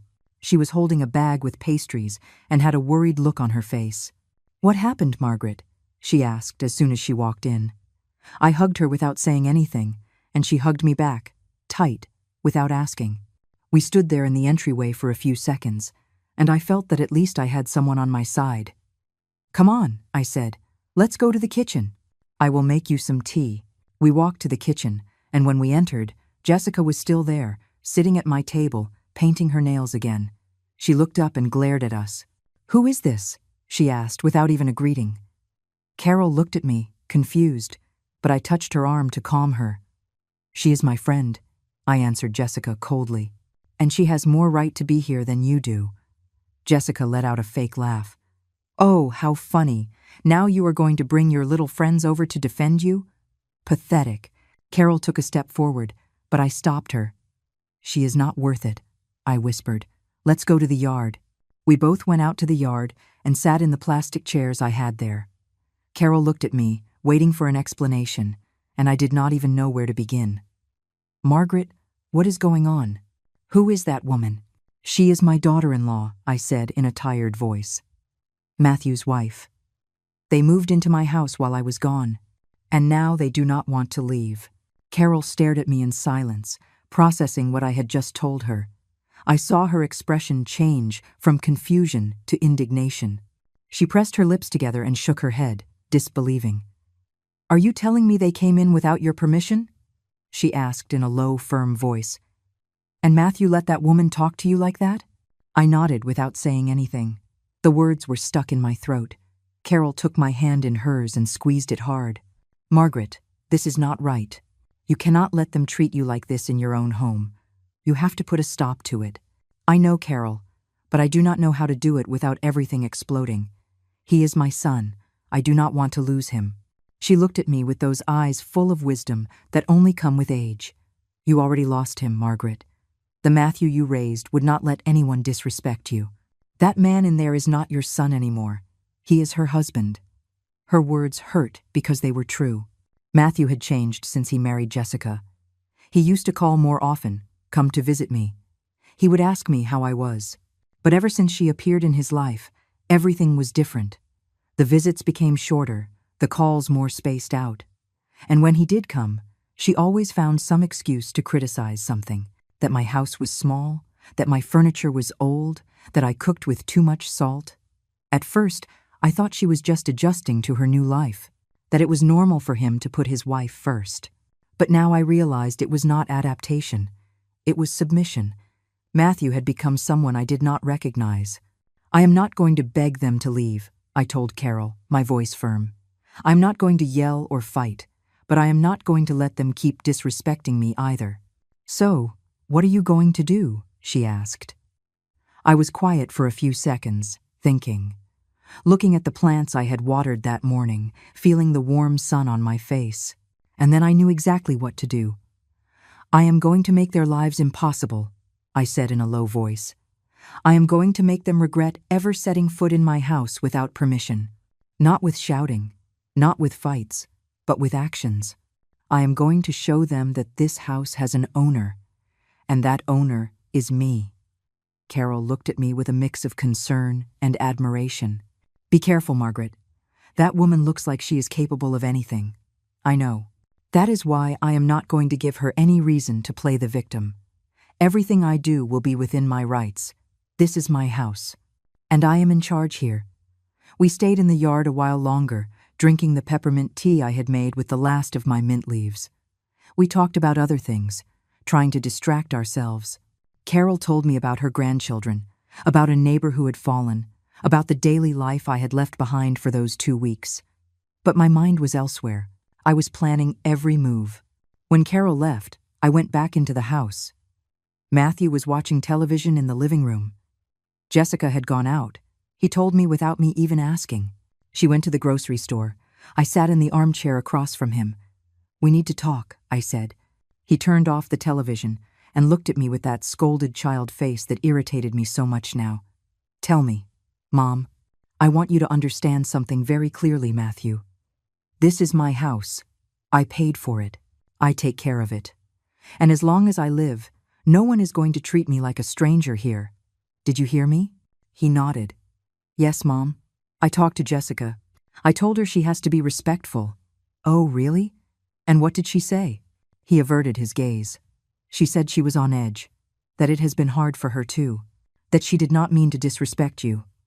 "Lies. I saw her. I heard everything she said. And she did it with full intention." Matthew sighed. "Mom, please. We are going through a hard time. We just need a little time." "Fine," I said, standing up. "You will have time, but under my rules. And the first rule is this. My bedroom is mine. No one enters without my permission. Second, everything you use in this house, you leave clean and in its place. And third, respect. If your wife cannot respect me, then she does not stay here.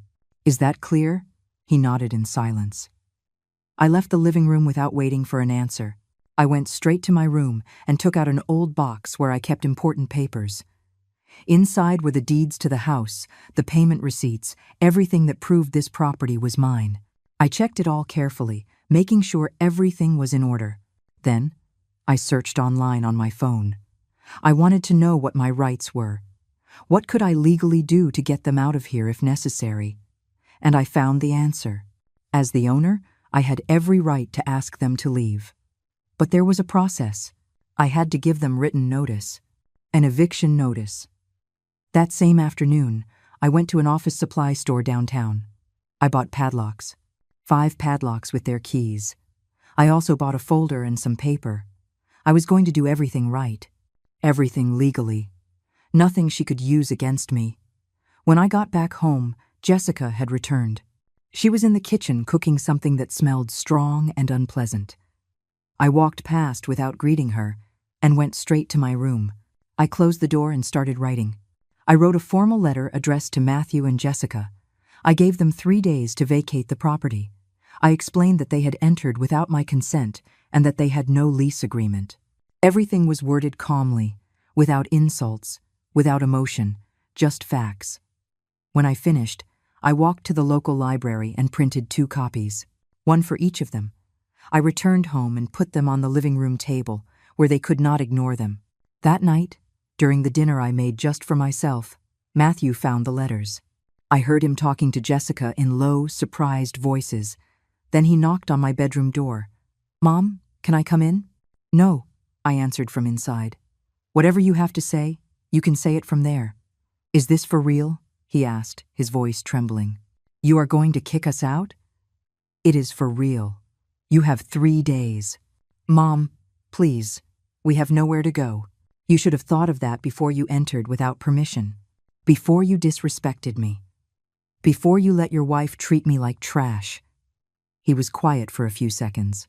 Then I heard his footsteps moving away. And then the voices. Jessica was screaming, furious. She said I was a bitter old woman, that I was going to regret this, that she was going to sue me for mistreatment. Matthew tried to calm her, but his voice sounded weak, defeated. I sat on my bed, listening to it all, and I did not feel guilt. I did not feel sadness.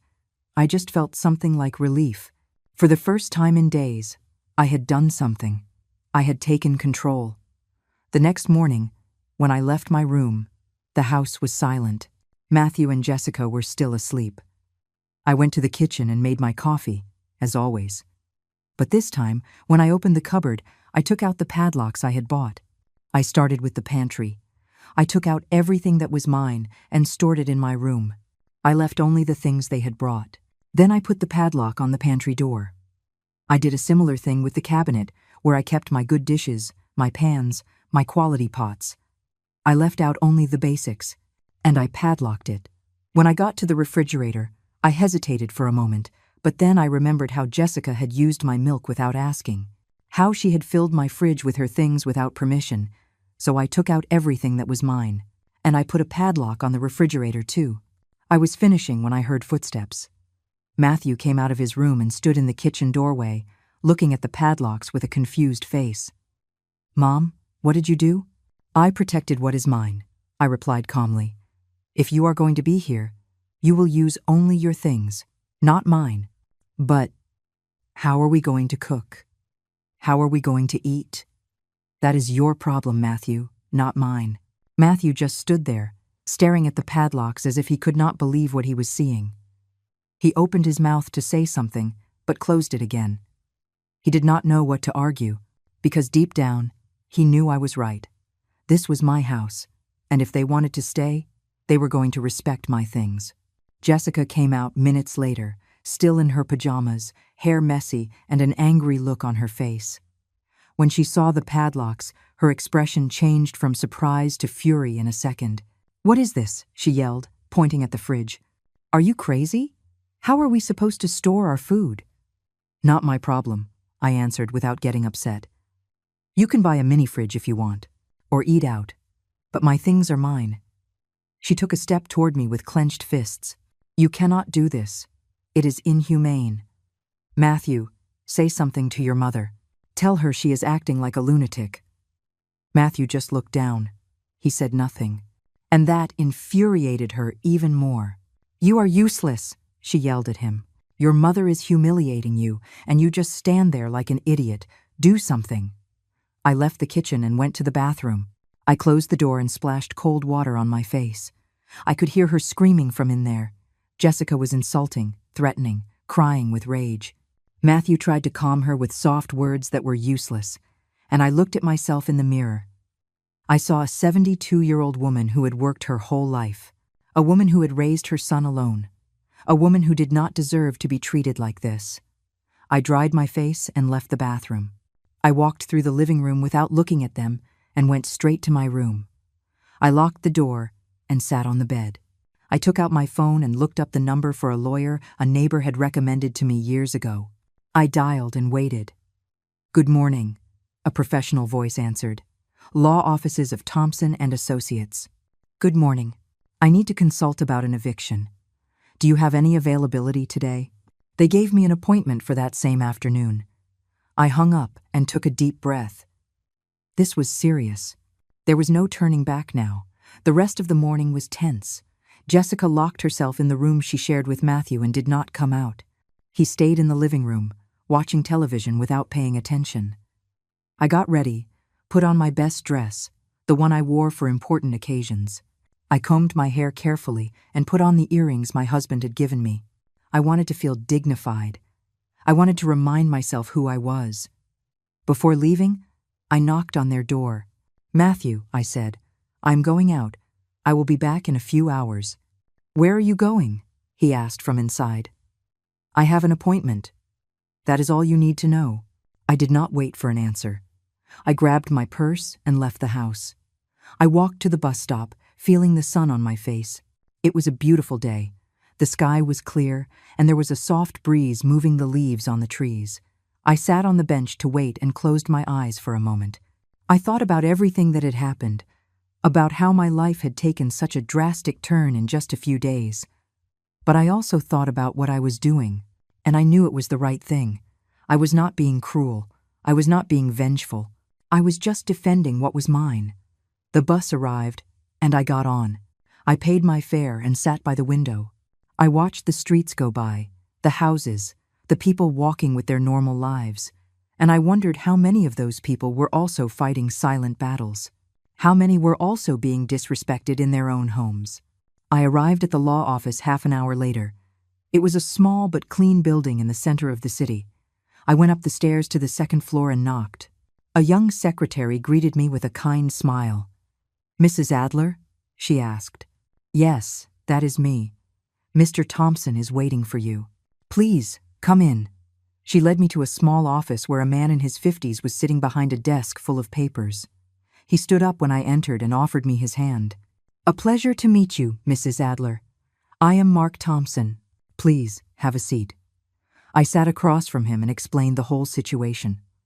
I told him about my trip, the return, about finding Matthew and Jessica living in my house without permission. I told him about the humiliation, the insults, the contempt. He listened attentively, taking notes. "I understand," he said when I finished. "This is a clear case of occupation without consent. As the owner, you have every right to demand they vacate the property." "How long does that process take?" I asked. "It depends. If they refuse to leave voluntarily, we would have to file a formal lawsuit. That can take weeks, even months. But there is a faster way, which is an expedited eviction order. It is filed when there is conflict in the cohabitation and the owner feels threatened or disrespected in her own home. With the right evidence, a judge can order the eviction in a matter of days. What evidence do I need? Witnesses, if there are any. Text messages, recordings, anything that proves the mistreatment. I also need the deeds to the property and a signed statement from you explaining the facts. I have the deeds, and I have a witness. My friend Carol was present when Jessica insulted me. Perfect. We can start with that. I will prepare the documents today. You come back tomorrow to sign them, and we will file them with the judge. If all goes well, in 2 days, you will have the order. I felt an enormous relief. Thank you, Mr. Thompson. You do not know how much this means to me. I understand your situation, Mrs. Adler, and believe me, you are doing the right thing.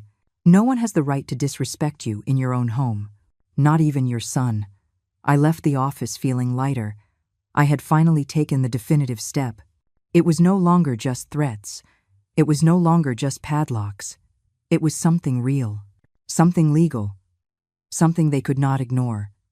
I returned home on the afternoon bus. When I arrived, the door was open.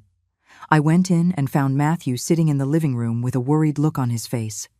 "Mom," he said, standing up, "we need to talk. There is nothing to talk about." "Matthew, please, just hear me out." I stopped and looked at him. There was something in his expression I had not seen before. He looked scared. "Jessica is furious. She says she is going to call the police. She says you are mistreating her. Let her call whoever she wants. I have not done anything illegal. This is my house, and I have the right to protect my things. Mom, please. I do not want this to end badly.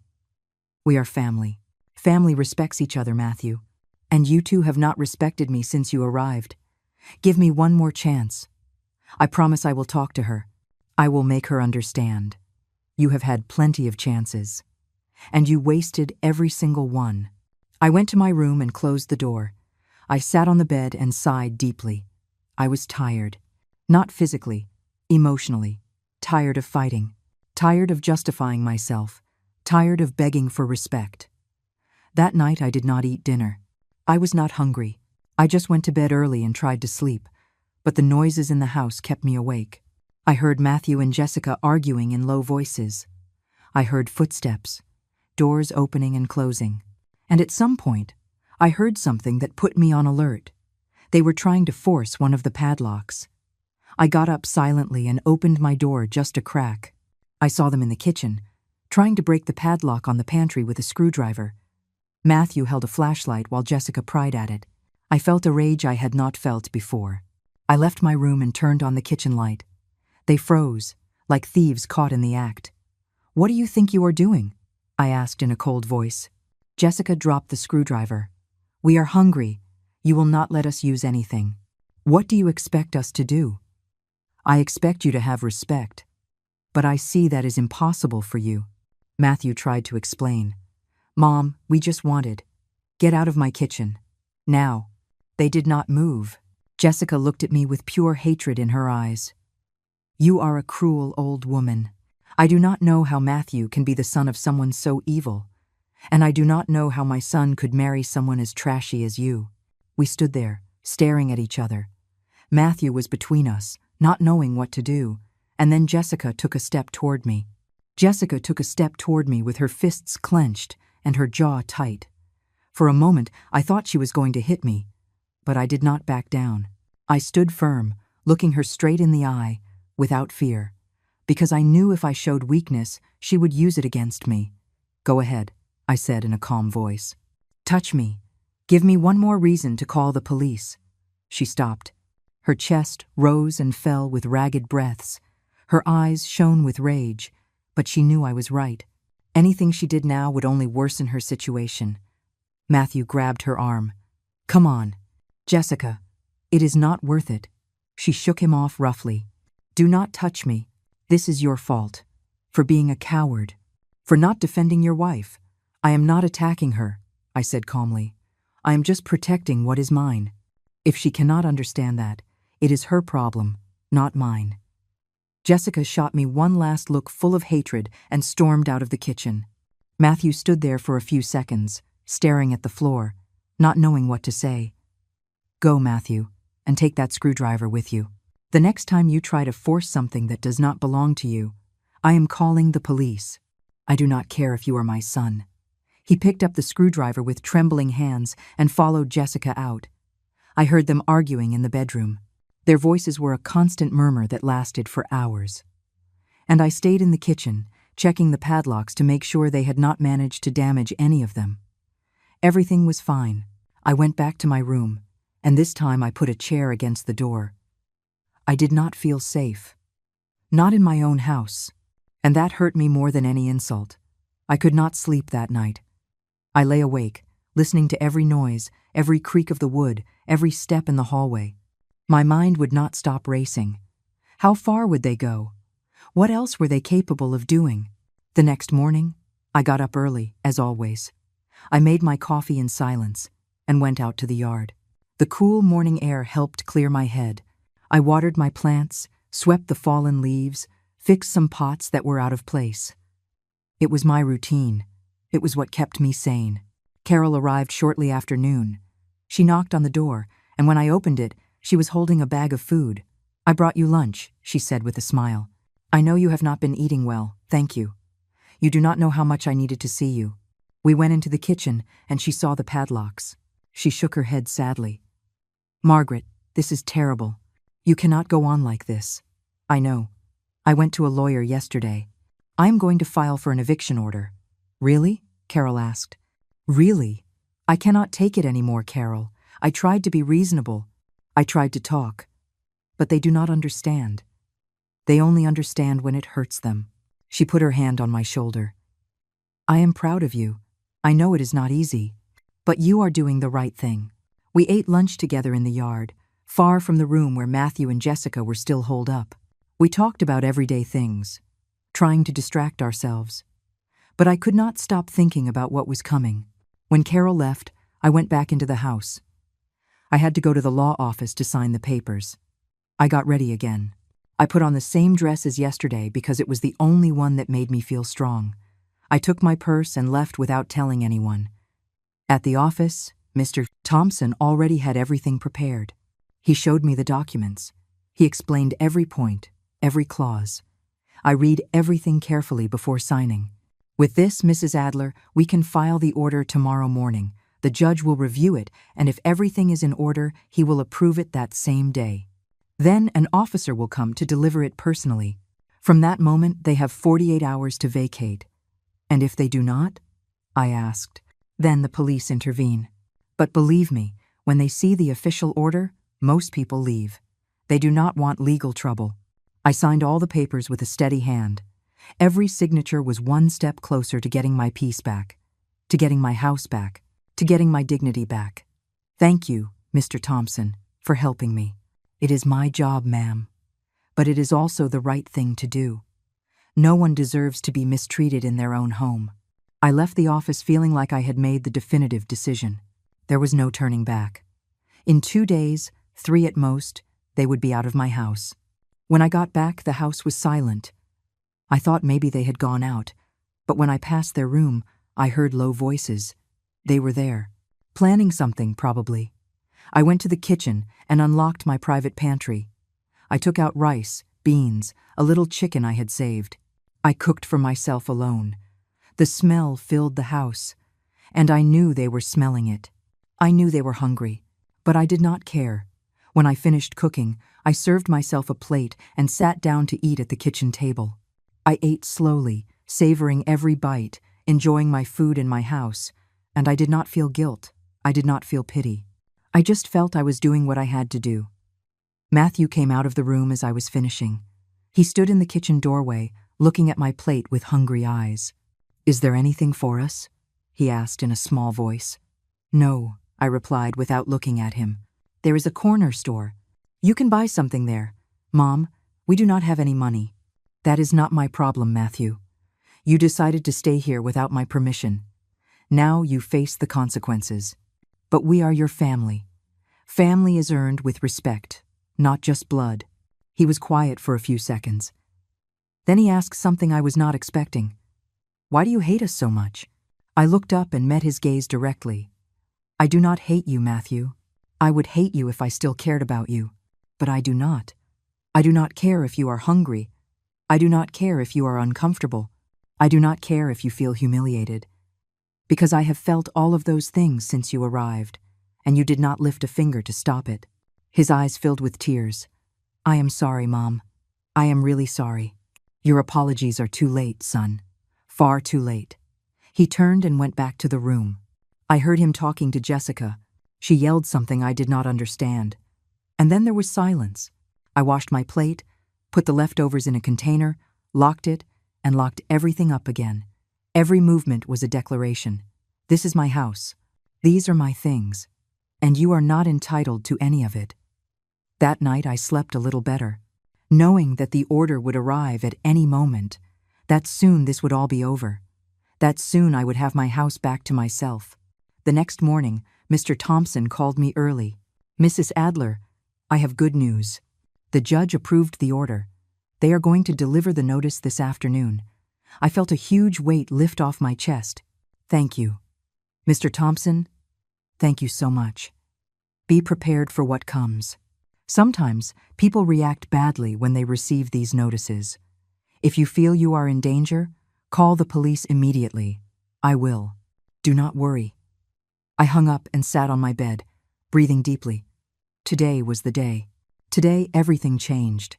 I got ready with care. I put on my best clothes, did my hair, even put on a little lipstick. I wanted to be presentable when the officer arrived. I wanted Matthew and Jessica to see me as dignified, firm, unbreakable. I waited in the living room, sitting in my armchair, watching the time on the wall clock. Every minute seemed like an eternity. Matthew and Jessica had not left the room all day. They were probably hoping I would give in, that I would get tired of this silent war. But they were wrong. At 3 in the afternoon, the doorbell rang. I got up slowly and went to open it. It was a uniformed man with a folder in his hand. "Mrs. Margaret Adler?" he asked. "Yes, that is me. I have a court notice for Mr. Matthew Adler and Miss Jessica Valverde. Are they at the residence?" "Yes, they are here. Please come in." The officer entered, and I knocked on their bedroom door. "Matthew, Jessica, come out. There is someone here who wants to talk to you." The door opened slowly. Matthew came out first, his face confused. Jessica was behind him, scowling. "Who are you?" she asked when she saw the officer. "I am an officer of the civil court. I am here to serve you with an eviction order." Matthew and Jessica froze. The color drained from their faces. Jessica was the first to react, taking a step toward the officer with an incredulous expression. "What did you say? An order for what?" The officer held out the papers to them. "An eviction order issued by the civil court. The owner of this property, Mrs. Margaret Adler, has requested that you vacate the premises. You have 48 hours from this moment to leave the residence with all your belongings." Matthew took the papers with trembling hands. His eyes scanned the words, not really understanding what he was reading. Jessica snatched them from his hands and began to read aloud, becoming more and more agitated. "This cannot be legal. She cannot just kick us out like this. We are family." The officer maintained his professional tone. "Mrs. Adler is the sole registered owner of this property. You have no lease agreement or document that gives you the right to remain here. The law is on her side. If you do not comply with the order within the established time frame, a forced eviction will be carried out with police intervention." Jessica looked at me with a hatred so intense I could almost feel it physically. "You did this. You are putting us out on the street." "I did what I had to do to get my peace back," I replied calmly. "You had the chance to leave on good terms. You chose to stay and disrespect me. Now face the consequences." Matthew kept staring at the papers as if expecting the words to change. His face was a mask of shock and betrayal. "Mom, you cannot do this. We are your family. You stopped treating me like family the day you allowed your wife to insult me in my own house," I said, looking him straight in the eye. "The day you entered without permission. The day you made me feel like a stranger in the place I built with my own sweat." The officer interrupted. "If you have no further questions, I will leave. The papers have all the necessary information. If you require legal advice, you can consult with an attorney. But I recommend you comply with the order. Good day." He left the house, leaving a heavy silence behind. Matthew just stood there, holding the papers as if they were a death sentence. Jessica, on the other hand, began to pace, breathing heavily, trying to control her fury. "This is unbelievable. This is abuse. I am going to sue her. I am going to call a lawyer, and I am going to sue her for mistreatment, for familial neglect, for everything." "Go ahead," I said calmly. "My lawyer will be waiting for your call. In the meantime, you have 48 hours. I suggest you start packing." "We are not leaving," she said, crossing her arms. "You cannot force us. The police can, and they will if necessary. So you decide. You leave on your own 2 feet with some dignity, or you leave escorted by the police for all the neighbors to see. It makes no difference to me." Matthew finally spoke. His voice sounded broken. "Mom, please, give me a chance. Let's talk. We can fix this. There is nothing left to fix. Son, I have already made my decision. But we have nowhere to go. That is not my problem. You should have thought of that before." Jessica let out a bitter laugh. "You know what? You are right about one thing. You are cruel. You are a cruel, bitter old woman who is going to end up alone. And when you are on your deathbed, no one will be there to hold your hand. No one will cry for you because you pushed away your only family." Her words were meant to hurt me. They were meant to make me feel guilty, to make me doubt, but they did not work anymore. I had already cried all the tears I had. I had already felt all the pain I could feel. "I would rather die alone and in peace than live accompanied and humiliated," I replied. "Now, if you will excuse me, I have things to do." I turned and went to my room. I closed the door and sat on the bed. I could hear their agitated voices on the other side.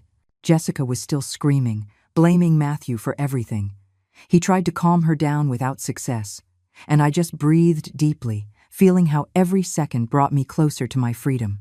That afternoon, I called Carol and told her everything. She came over immediately, worried about how they might react. "Do you want me to stay with you tonight?" she asked. "I do not like you being alone with them, knowing they are desperate." "I will be fine," I told her, "but thank you for worrying. Margaret, these people are capable of anything. Be careful, I will. I promise if anything happens, I will call the police immediately." Carol stayed with me until it got dark. We drank tea in the yard, talking about everything except the situation. I needed a moment of normalcy, a breather before what was to come. When she left, I went back inside. The house was strangely quiet. Matthew and Jessica were in their room with the door closed. No voices. No movement. Just silence. I got ready for bed, but this time I locked the door and also put a chair under the handle. I did not feel safe. I did not know what they were capable of now that they felt cornered. The night passed slowly. I slept little, always alert to any noise, but nothing happened. When dawn broke, I got up tired, but relieved that it had passed without incident.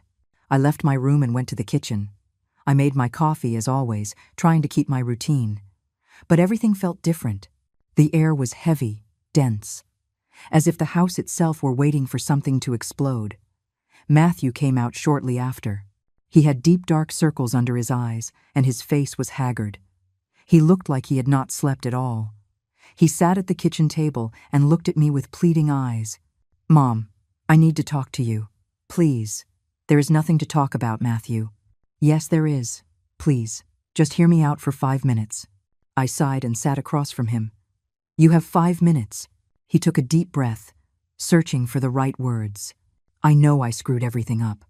I know I should have defended you from the beginning. I know Jessica crossed the line, and I was a coward for not putting her in her place. But Mom, please do not put us on the street. Give me one last chance. I swear things will change." "Things do not change, Matthew. People change. And you are not going to change because you do not want to. You chose your wife over your mother, and that is fine. It is your right. But I also have the right to choose myself, and that is what I am doing. But we are your family. Family is not just blood, son. It is respect. It is love. It is mutual care. And you gave me none of that." His eyes filled with tears. "If you kick us out, I will never forgive you.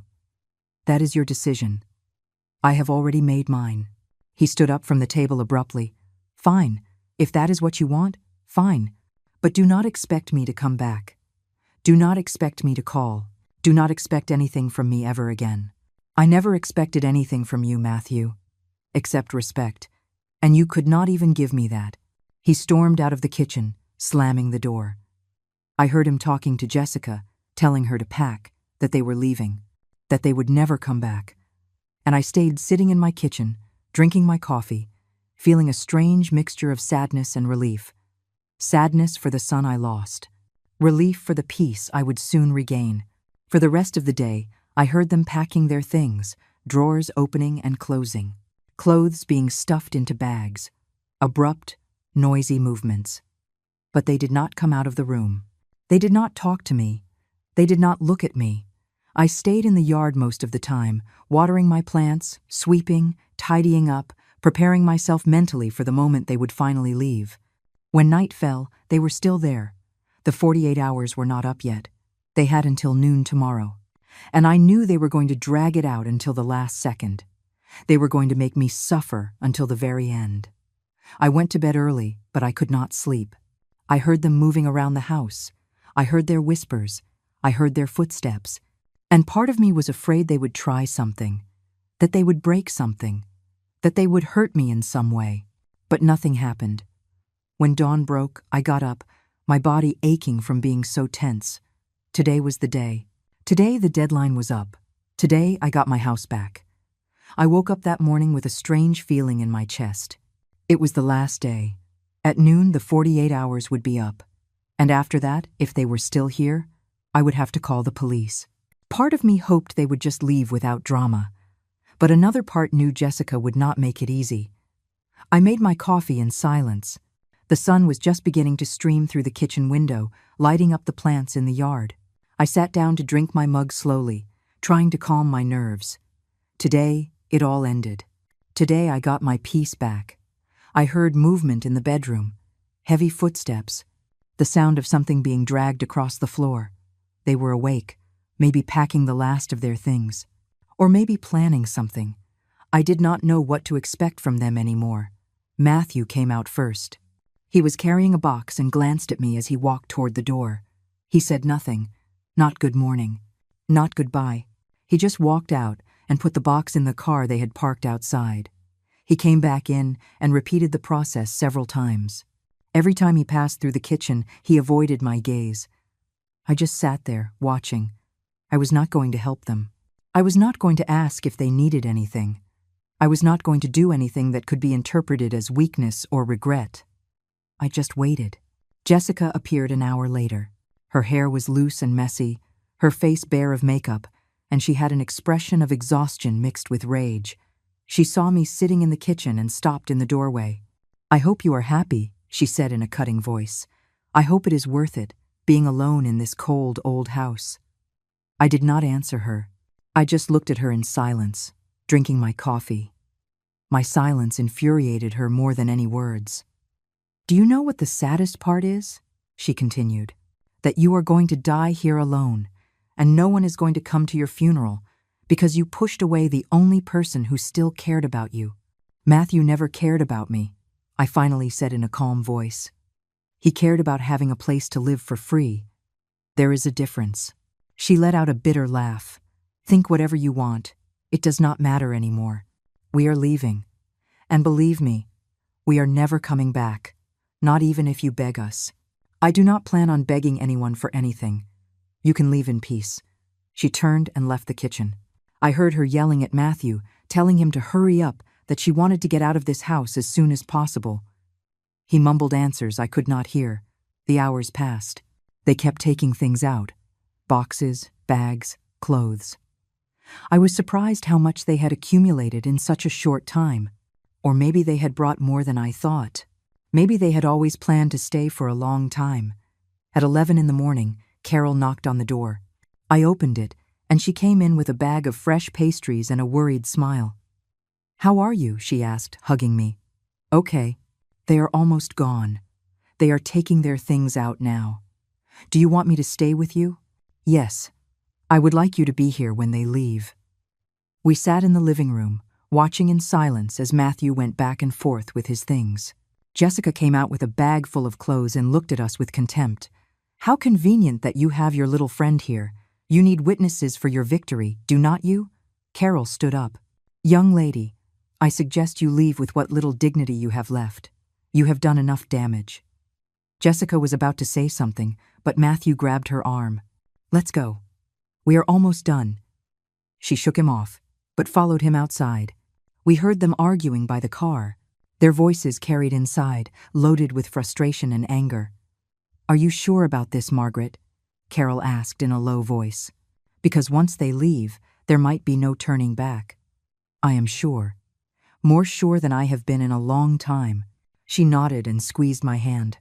"Then I support you, no matter what." At noon sharp, Matthew came in one last time.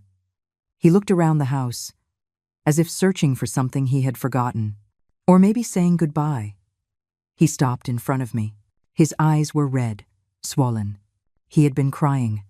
"This is a mistake, Mom. Someday you are going to regret this.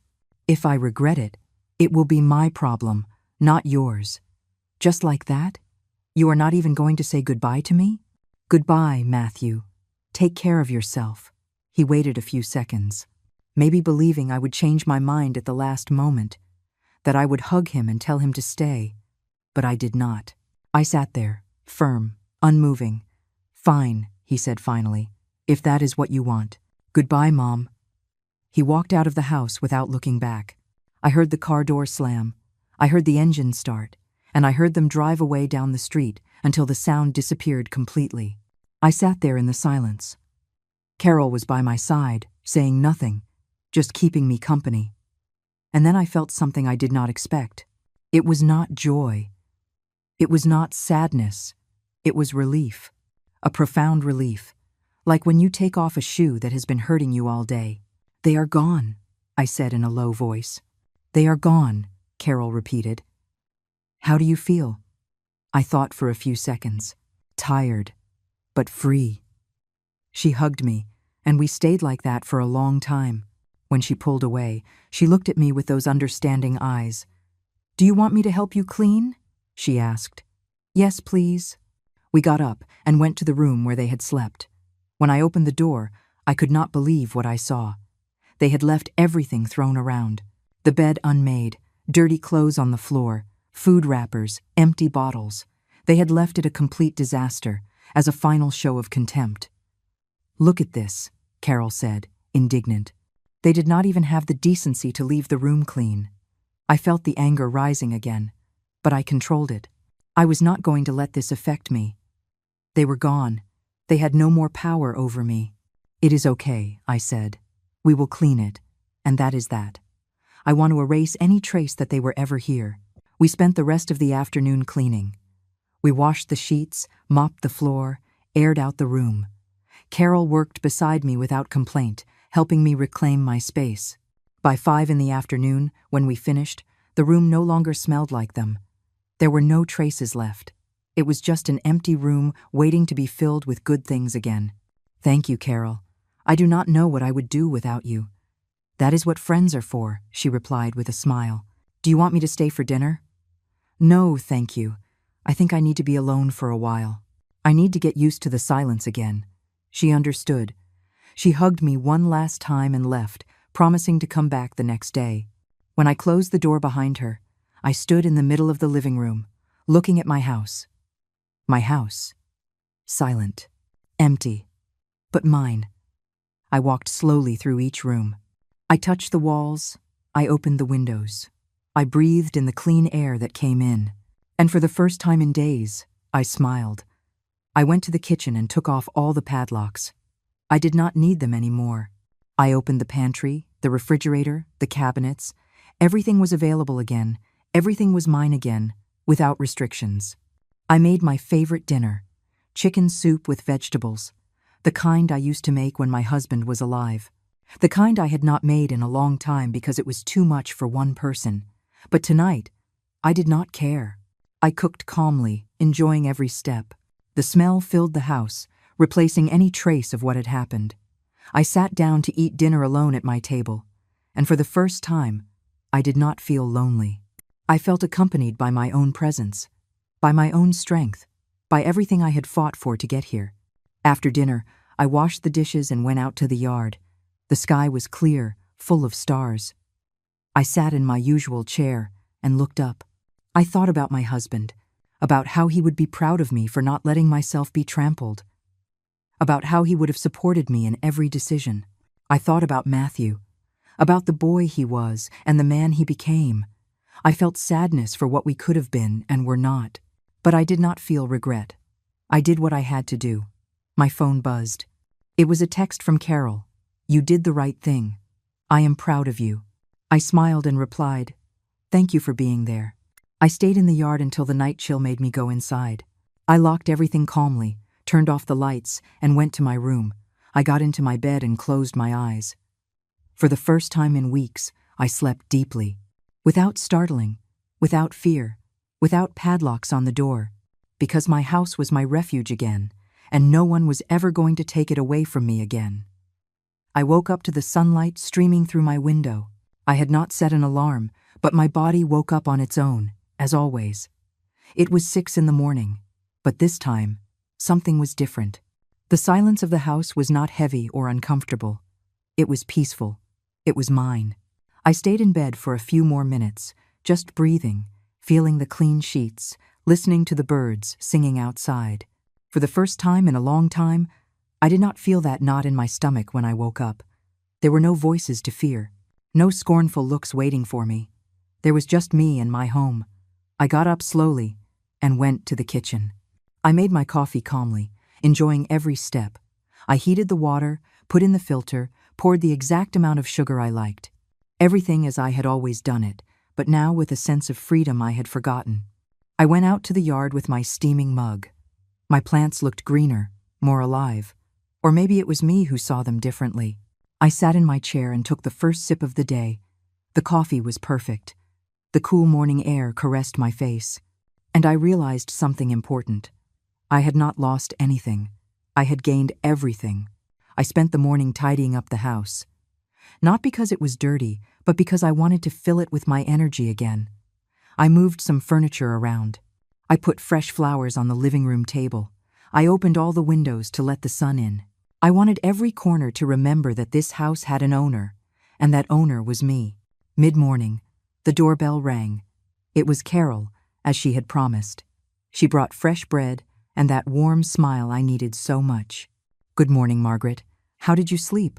"Like I have not slept in years," I replied with a genuine smile. We went into the kitchen, and I made more coffee.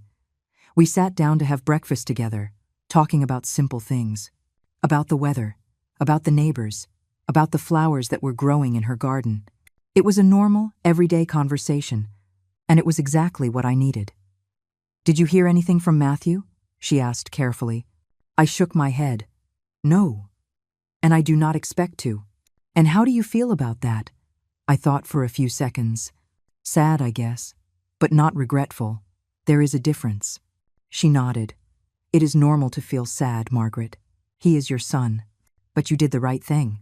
No one has the right to treat you badly, not even your own family. I know.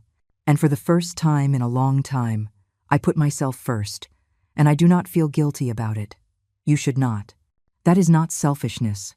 That is self-respect." We finished breakfast, and Carol offered to help me in the garden. We spent the rest of the morning pruning, watering, fixing the plants that had been neglected. Working with my hands in the dirt made me feel connected to something bigger. It reminded me that life goes on, that things grow, that after the drought comes the rain. When Carol left at noon, I was alone again. But this time the solitude did not weigh on me. It was company. It was peace. I made a simple lunch and sat down to eat, looking out the window at the yard. Every bite tasted better than the last. After washing the dishes, I sat in the living room with a book I had left unopened for months. I opened it and started to read. The words flowed easily. The story captivated me. It had been so long since I had time to read. It had been so long since my mind was calm enough to enjoy something so simple. I read for hours, lost in another story, in another world. And when I looked up, I realized it was already getting dark. The day had passed peacefully, without upsets, without conflict, just me, my house, and my peace. That night, as I was making dinner, my phone rang. It was an unknown number. I hesitated before answering, but finally, I did. "Hello?" There was silence on the other end. Then I heard breathing, and then a voice I knew all too well. "Mom." It was Matthew. I did not respond. I just waited for him to say what he had to say. I wanted to know if you were okay." "I am fine, Matthew. Better than before." Another long silence. "Mom, I am sorry. I am really sorry. I should not have let things get that far. It is a little late for apologies. Do not you think?" "I know. But I needed to tell you. I needed you to know that I regret it. That I understand I ruined everything." I stayed quiet, feeling the emotions rising. But I was not going to let myself be swayed. I was not going to give in just because he felt guilty. "Where are you now?" I asked. "With a friend of Jessica's. He let us stay for a few days while we look for something. I am looking for a job. For real this time. I am glad to hear that. Mom, do you think you could ever forgive me?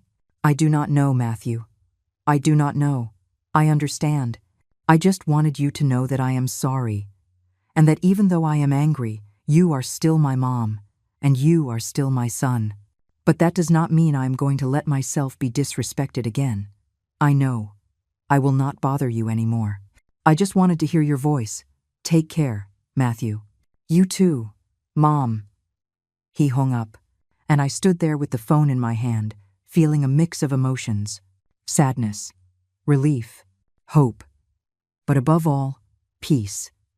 Because I knew I had done the right thing, that I had not given in, that I had kept my dignity. I finished making dinner and sat down to eat alone. And this time, I did not feel sad. I felt whole, because I understood something fundamental. Loneliness is not the same as being alone. Loneliness hurts. Being alone can be a blessing. After dinner, I went back out to the yard. The sky was cloudy, and it smelled like rain. I sat in my chair and waited. A few minutes later, the first drops began to fall. Then came the heavy rain, beating on the roof, soaking the earth, filling the air with that fresh smell I loved so much. I sat there under the eaves, protected from the rain but feeling its coolness. And I thought about everything that had happened, about how I had fought, about how I had suffered, but also about how I had won. I had not yelled. I had not begged.